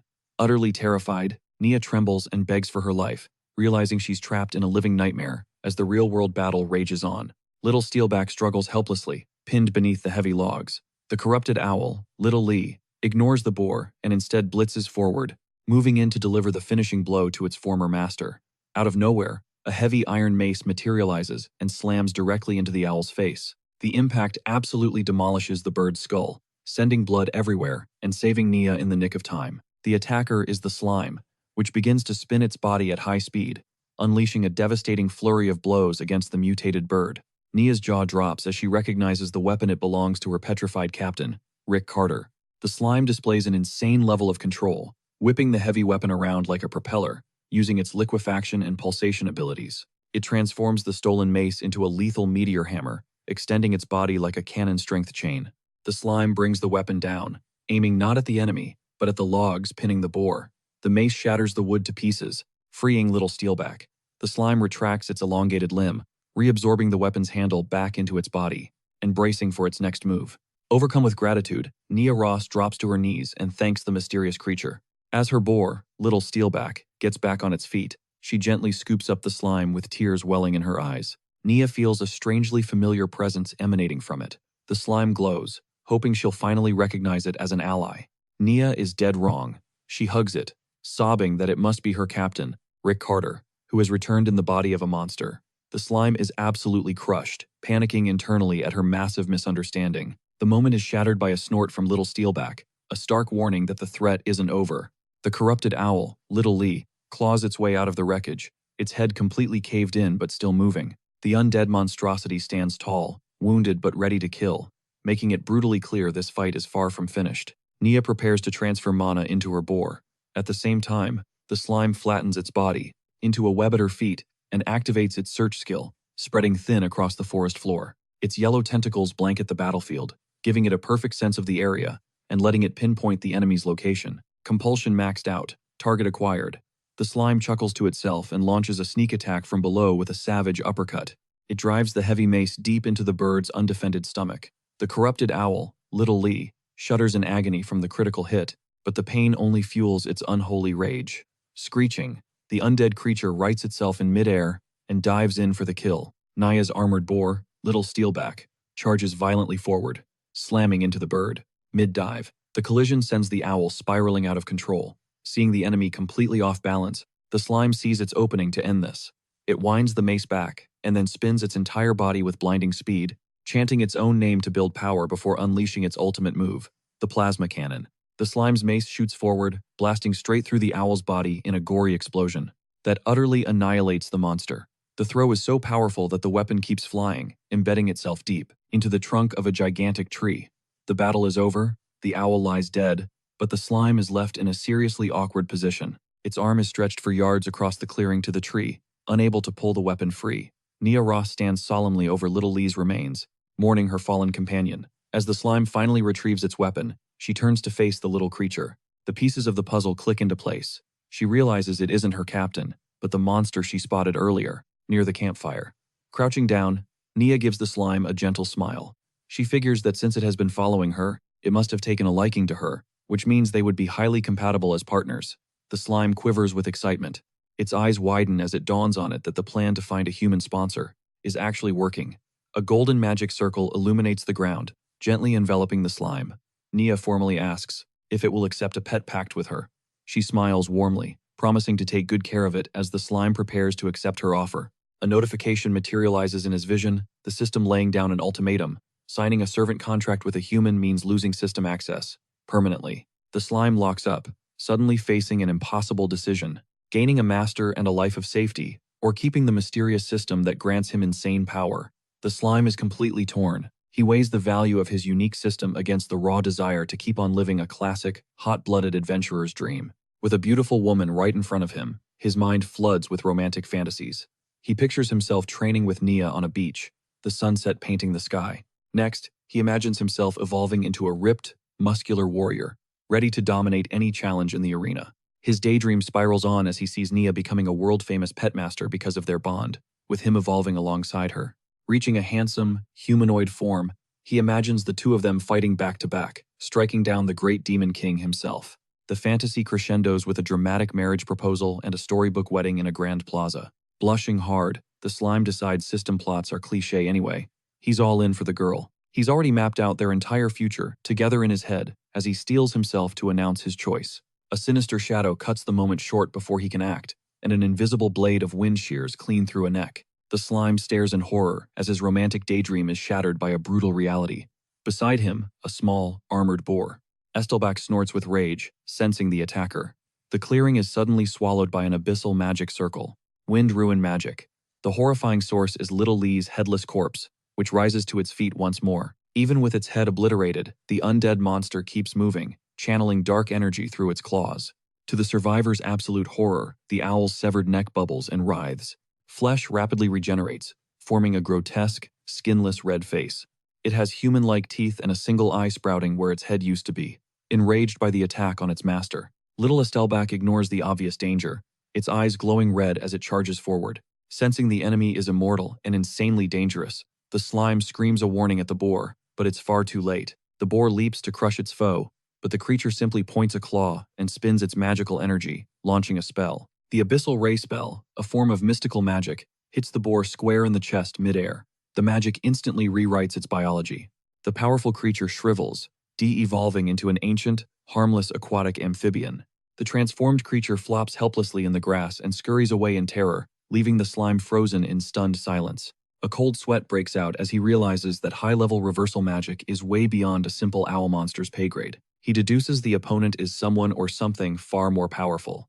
Meanwhile, its skinless face morphs into a human head with long hair. The entity complains that the owl was useless, and that it wasted resources by failing to kill the target. The entity reveals its name, Merlin, master of the Blue Hat Guild, and one of the 7 holy knights of the church. Possessing the owl's body, he grumbles that some elder from the Holy See ignored his advice, forcing him to clean up the mess. Merlin glances at the moon and realizes the barrier holding Guildmaster Gona has vanished. With a sinister grin, Merlin declares he won't let the target escape. He activates the abyssal magic, Storm Wing, and brilliant wings of light erupt from his back. He rockets into the sky. In a blast of speed, he ascends in a pillar of light, chasing into the night and completely ignoring the slime. Nia's body slumps to the ground.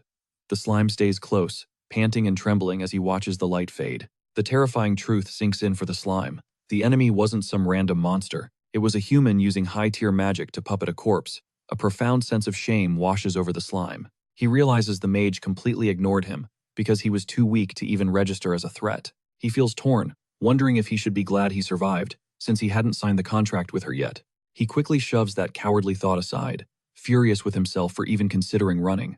He decides he can't let this go. With tears in his eyes, he screams internally for vengeance, vowing to at least smash the enemy's face in. The slime darts into the trees. He moves with unbelievable speed, leaping between branches to pursue the flying mage. Elsewhere in the forest, a system window pops up for the exhausted guildmaster. Gon confirms that his mana loan has been paid off, but his health is in critical condition. He's at 0 mana, and his left arm is severely damaged. Gon clutches the broken limb, telling the system to stop stating the obvious. He's desperate to contact the transmigrator summoned by the Hope coordinate, but the system hits him with a hard truth. Communication is impossible without a physical link. There is, however, a shred of hope.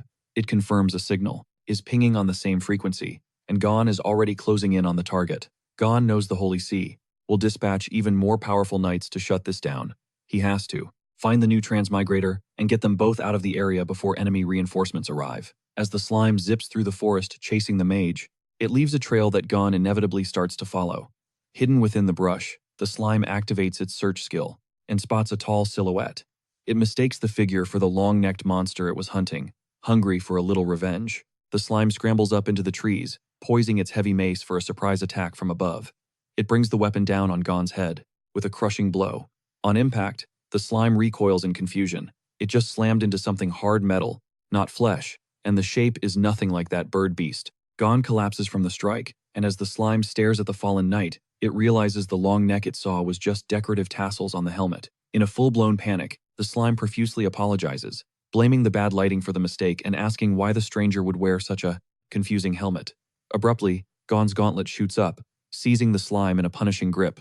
Gon's eyes narrow as he recognizes his subordinate's mace and catches the scent of Naya's blood on the slime. He concludes the slime murdered his guild members, accusing it of being a dog of the church and threatening to completely annihilate it. Before Gon can crush it, system windows materialize between them, announcing a successful connection. Gon freezes, staring at the screens in utter disbelief. He asks if the creature possesses a system interface, realizing he's facing another transmigrator. The slime is equally shocked to see the knight also has a system, realizing it's not the only person from another world. In this place, Gon stops what he was doing, his body locked in place as he stares at the screens in shock. He asks if the slime also has a system. Quickly piecing together the signs, he concludes the creature is a transmigrator. The slime is also floored to discover that Gon came from another world. Gon explains that during his battle with the church, he activated a noble phantasm called the Hope coordinate to summon an ally, and the slime finally understands its arrival was no accident. Gon admits that he wasn't strong enough to save Nia, even after forming the guild, and asks if the slime would be willing to help. He tries to reassure it, saying he also started from 0 when he transmigrated and only survived because of the system, stressing that this world shows no kindness.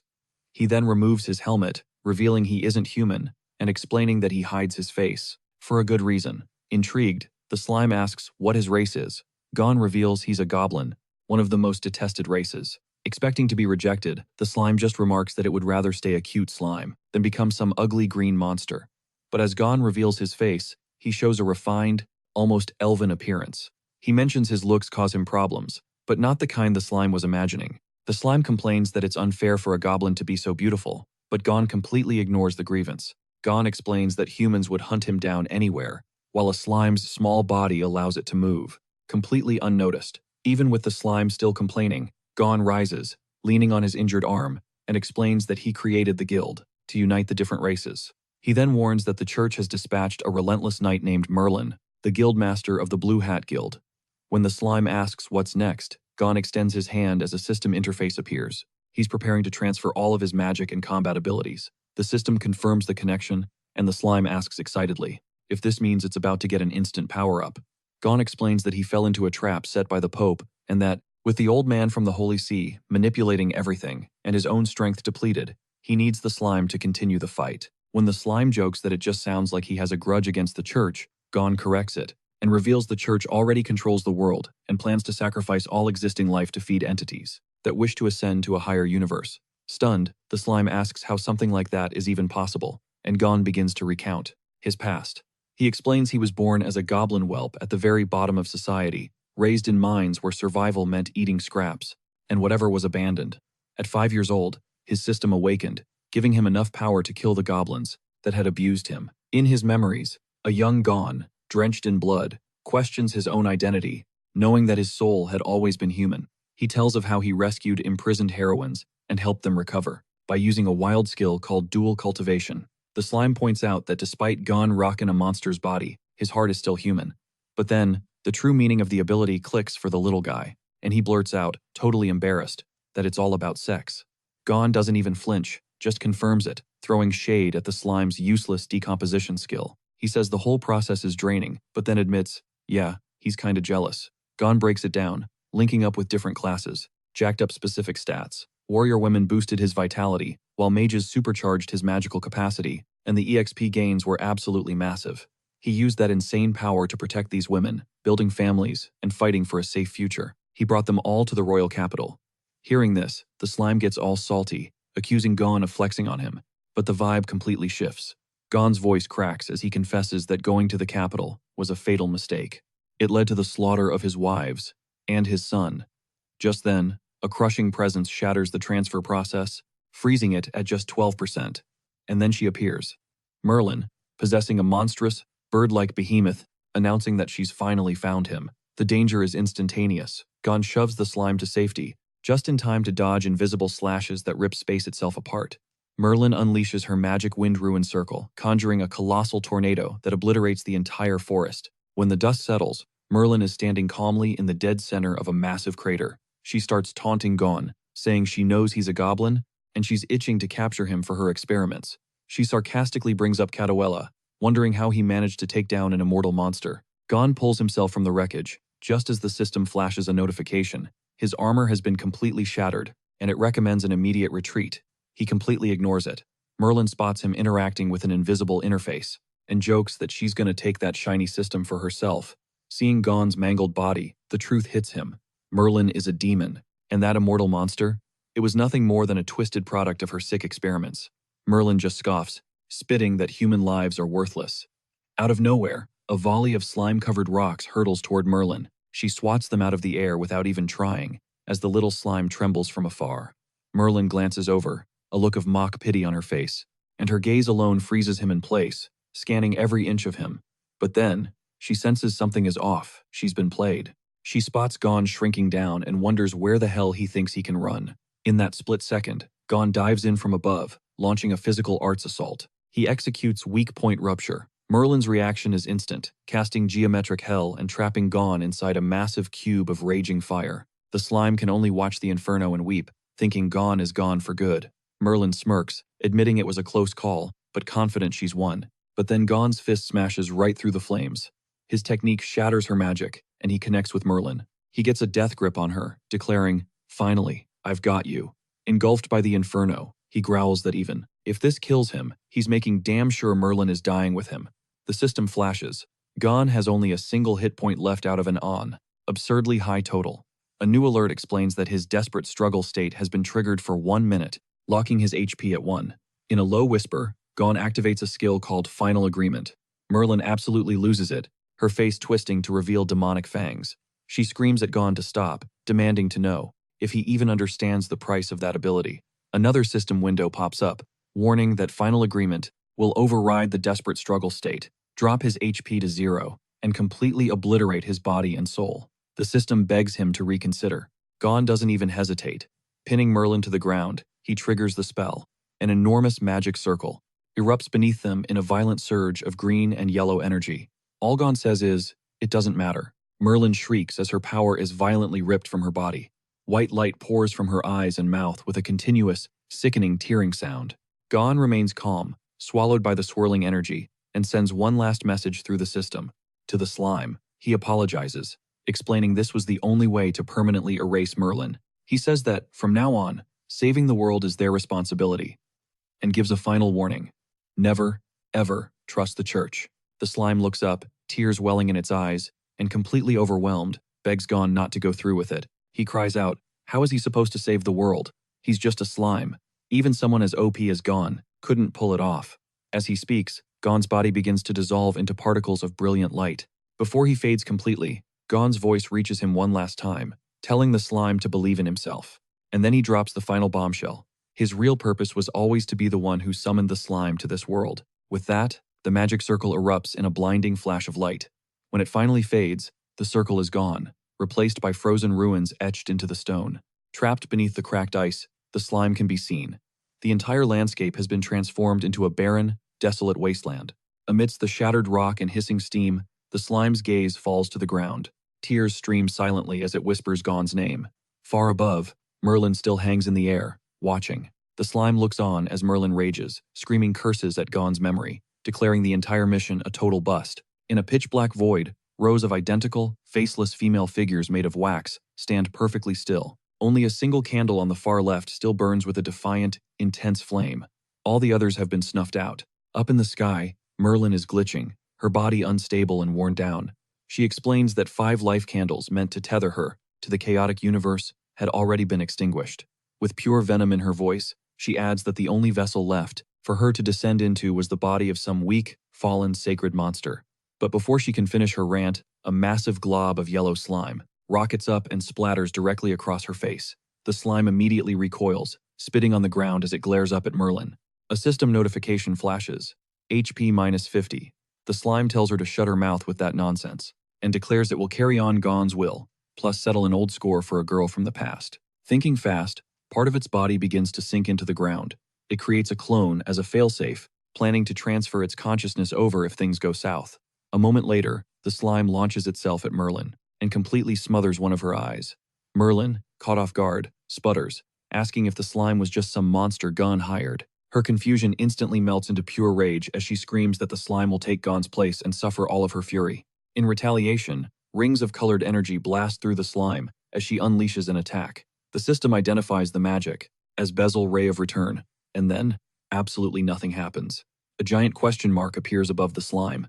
Merlin stares at the non-result and demands an explanation, realizing her badly damaged soul must have nerfed her magic, way more than she ever imagined.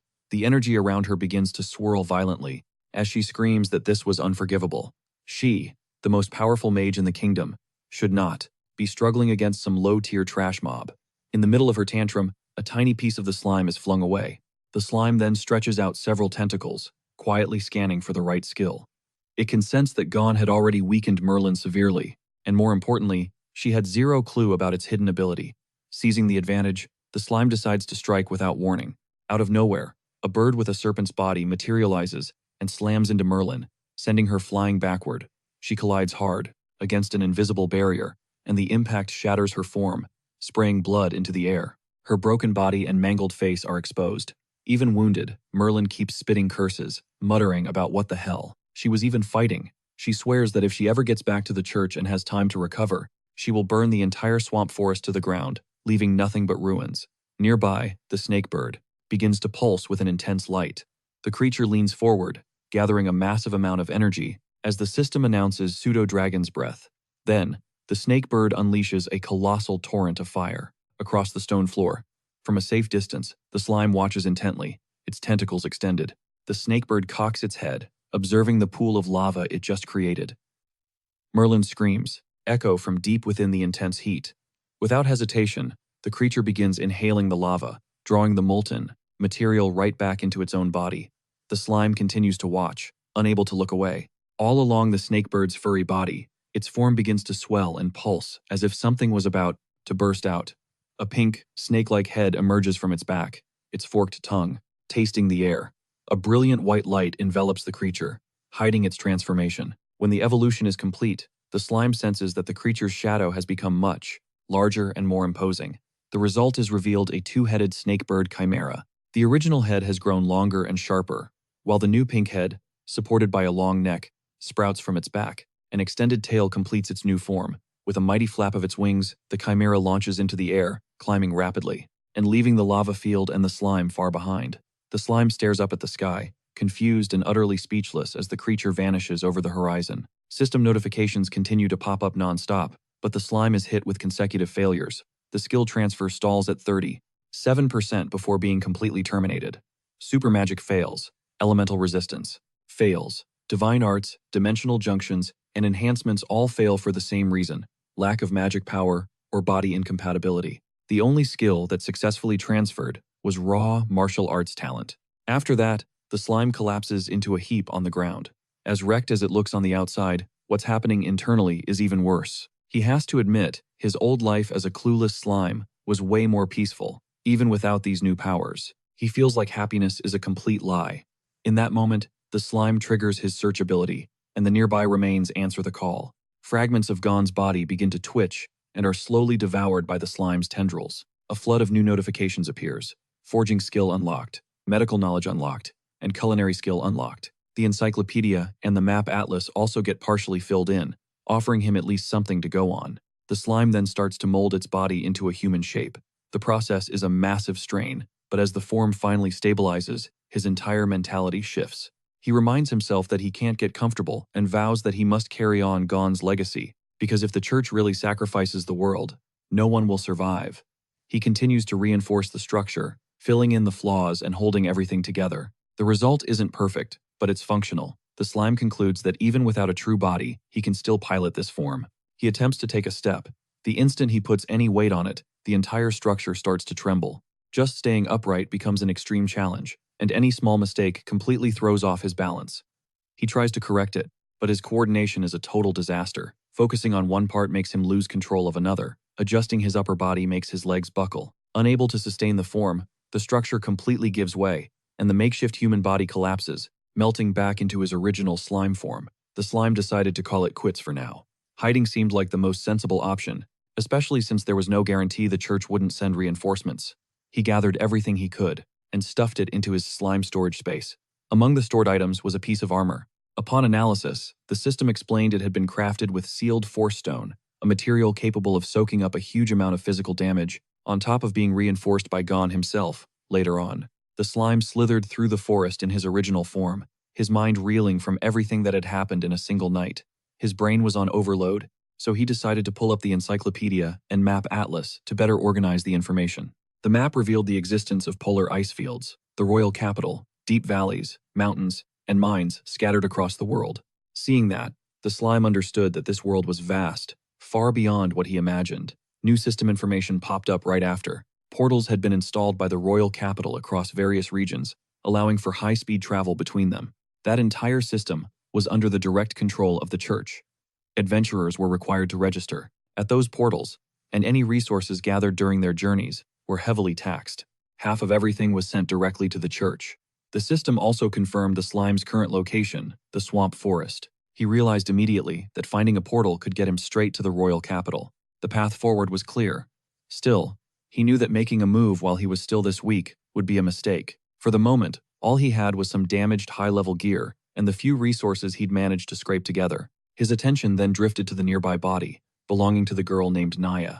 He just stared at her in silence, considering whether he should just decompose her. The slime hovered over the body for a few moments, lost in thought. He concluded that leaving her there wouldn't change anything. There was no way to bring her back, and letting her body slowly rot away seemed even worse. He decided this would be the most dignified end possible. The body began to slowly dissolve, and was absorbed by the slime. As the process finished, a soft voice echoed like a farewell, saying goodbye to the little slime. After that, he made a final decision. He promised himself that even if he was just a piece of goo, he would personally witness the end of the church. There would be no shortcuts, and he would not turn back. The system concluded the process swiftly. Decomposition confirmed. His experience shot up, boosting his level from 49 to 50. He received new upgrade points and a skill called Domination activated. Almost immediately, the skill integrated with his natural characteristics and fused with his central command, evolving into a new form, Parasitic Domination. Time passed in silence, as the slime rested in the forest, until a movement caught his attention. A toad hopped nearby, croaking, loud enough to set off his danger sense. Without hesitation, the slime fired off a mass of plasmodium, dropping the toad instantly. The system confirmed the victory, awarding him experience, though he'd also lost a bit of HP in the exchange. Standing over the toad's body, the slime casually apologized, explaining that he just needed a test subject. To test drive his new skill, nothing personal, the system then broke down the details. Parasite allowed him to inject masses of slime inside a target's body and hijack its neural network. Domination granted complete control, after which the body would become a shared sensory puppet. Fully obeying the commands, the slime noticed that ever since it absorbed Gon's encyclopedia data, the system's explanations had become way more detailed, which made everything much easier to grasp. He kicked off the process. First, he injected the slime into the toad's corpse. The substance rapidly expanded through its interior. It enveloped every system until the entire body was consumed. A second later, the body twitched. The system confirmed his success. Swamp Toad Corpse Puppet acquired. Another notification popped up, informing him he'd hit his current control limit and would need to evolve the skill to command more units. Watching the toad move all by itself, the slime realized that parasitism already handled the basic movements automatically. The next step was to seize direct control. He focused, transferring his consciousness into the slime conglomerate inside the body. His consciousness was completely transferred.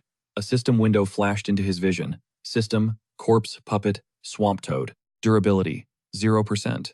Available skills, Attack Tongue, Impact Leap, and Bite. He noticed that even a species description was included, which he thought was a sick detail. His attention then snapped to the durability value. He figured that since it was a corpse, it made sense for it to be at 0. There was no HP. From the toad's low-to-the-ground point of view, the forest seemed enormous. The field of view was insanely wide, and it hit him that this was how the creature saw the world. That fascinated him. Looking at the toad's hands, he realized that by taking complete control of the nervous system, he had also inherited its muscle memory. Moving the body felt as natural as using his own. No adjustment period was needed. It was then that he noticed something else. Every time he transferred his consciousness to a puppet, his main body slipped into auto mode. He recognized that this could be seriously dangerous in a real combat scenario. He would first need to guarantee his own safety before attempting a direct takeover, but he pushed those concerns aside for now. He decided to simply test out the new body. The toad's tongue shot out instantly. System, Attack Tongue. The toad began to leap and croak repeatedly, and the slime found it absolutely hilarious. Hyped, he decided to explore deeper into the forest. The toad advanced until it stumbled upon a small snail. The slime told it not to run and immediately tried to snatch it. Suddenly, the system glitched. Weak signal. Disconnected. His consciousness snapped back to his main body. He estimated the toad had wandered about 30 meters away. With that, he understood a major limitation. He couldn't control a parasitic puppet over long distances. Even without direct control, the toad continued to move and lash out with its tongue. Watching this, the slime finally pieced together the full mechanics of the ability. This wasn't some true resurrection. His main body was acting as a transmitter when he tried to actively pilot the puppet. At long distances, the signal would weaken and the connection would drop. However, when the puppet remained nearby, the parasitized body would enter auto mode and act based on its original instincts. The toad tried to attack again and whiffed. Observing that, the slime commented that the auto mode didn't seem very efficient. Without worrying too much, he decided to wrap up the test. He recalled the toad puppet and stashed it in his storage space. A new window appeared before him. System, Parasitic Puppet, Swamp Toad ×1. The slime then turned his thoughts toward the snake bird he had encountered earlier. Following that same logic, he concluded that if he managed to defeat that creature, he could also take control of its corpse through parasitism. His imagination started to run wild. He pictured himself soaring through the skies mounted on a powerful snake bird. The idea of controlling a high-level magic beast seemed extremely appealing. If he could pull it off, he could form a powerful, parasitic army and unleash it against the so-called evil sacred sea. The thought got him pumped. With that in mind, he decided to hunt for a better target as he glided silently through the swamp, moving smoothly over the surface. A sudden attack erupted from below. A jet of water slammed right into him. System, HP -70. The slime crashed to the ground, irritated, and demanded to know who dared to ambush him from behind. A moment later, A creature emerged from nearby. Its appearance was bizarre, resembling a cross between a pufferfish and a crab. The slime ordered the creature to state its name, but it only responded with incomprehensible sounds, repeating, "Ulu ulu," as it stared him down. He decided to run a scan. The system pinged it as some kind of pufferfish hybrid, a freak that could blast jets of water, and it was mixed with a stinky crab. For our slime, this was a golden opportunity, like the target was just serving itself up on a silver platter. He didn't even have to hunt for it. The creature lunged again. System: water cannon. The slime grumbled, sick of everyone treating him like easy prey. Then he declared he was about to show them the real power of a low-tier monster that had grinded its way to level 50. He launched his counter-assault. System: plasmodium barrel. The blast slammed directly into the puffer crab. Taking the full force of the hit, the creature immediately spun around and tried to make a break for it. But the slime wasn't letting it go. He scoffed, knowing a hit and run wasn't going to be that simple. Without a second thought, he fired off another skill. System: morph net. A shifting, adaptive web exploded outwards, completely ensnaring the puffer crab and locking it down. The slime cinched the net even tighter, completely restricting its movements. Powerless to fight back, the creature was finally crushed. System: target defeated, experience acquired. The slime watched the outcome with curiosity, realizing there were way more of these things than he first thought. Checking his interface, a brand new icon popped up. System: parasitic puppet, pufferfish, ×1. Another window appeared right after. System: corpse puppet, pufferfish. Durability: 99%. Available skills: water jet, steel tooth, cut, and inflate. The slime instantly saw that this body was in way better shape than the last toad, boasting a 99% durability rating. This puppet was practically in mint condition. A moment later, a massive swamp crab scuttled out from under a nearby tree. Our slime climbed to a high vantage point, positioning himself directly above it. Wasting zero time, he dove straight down, firing a plasmodium bullet right at the target. He slammed onto the crab's back as the creature bucked and thrashed its legs, trying desperately to shake him off. As the crab tried to throw him, the slime oozed into the gaps of its shell. He gloated that if the creature wanted him off, it would have to deal with him invading its insides first. He then forced his way deep inside its body. System: target defeated, experience acquired. The second all resistance stopped, the slime triggered his domination skill. The takeover went off without a hitch. A new icon flashed on screen. System: parasitic puppet, swamp crab, ×1. Another status window followed. System: corpse puppet, swamp crab. Durability: 99%. Available skills: water jet, mud foam, grab, grab, grab, and grab. The slime meticulously reviewed the new skill set. Now, with the toad, the pufferfish, and the swamp crab all under his command, his parasitic army was in a state of constant, terrifying growth.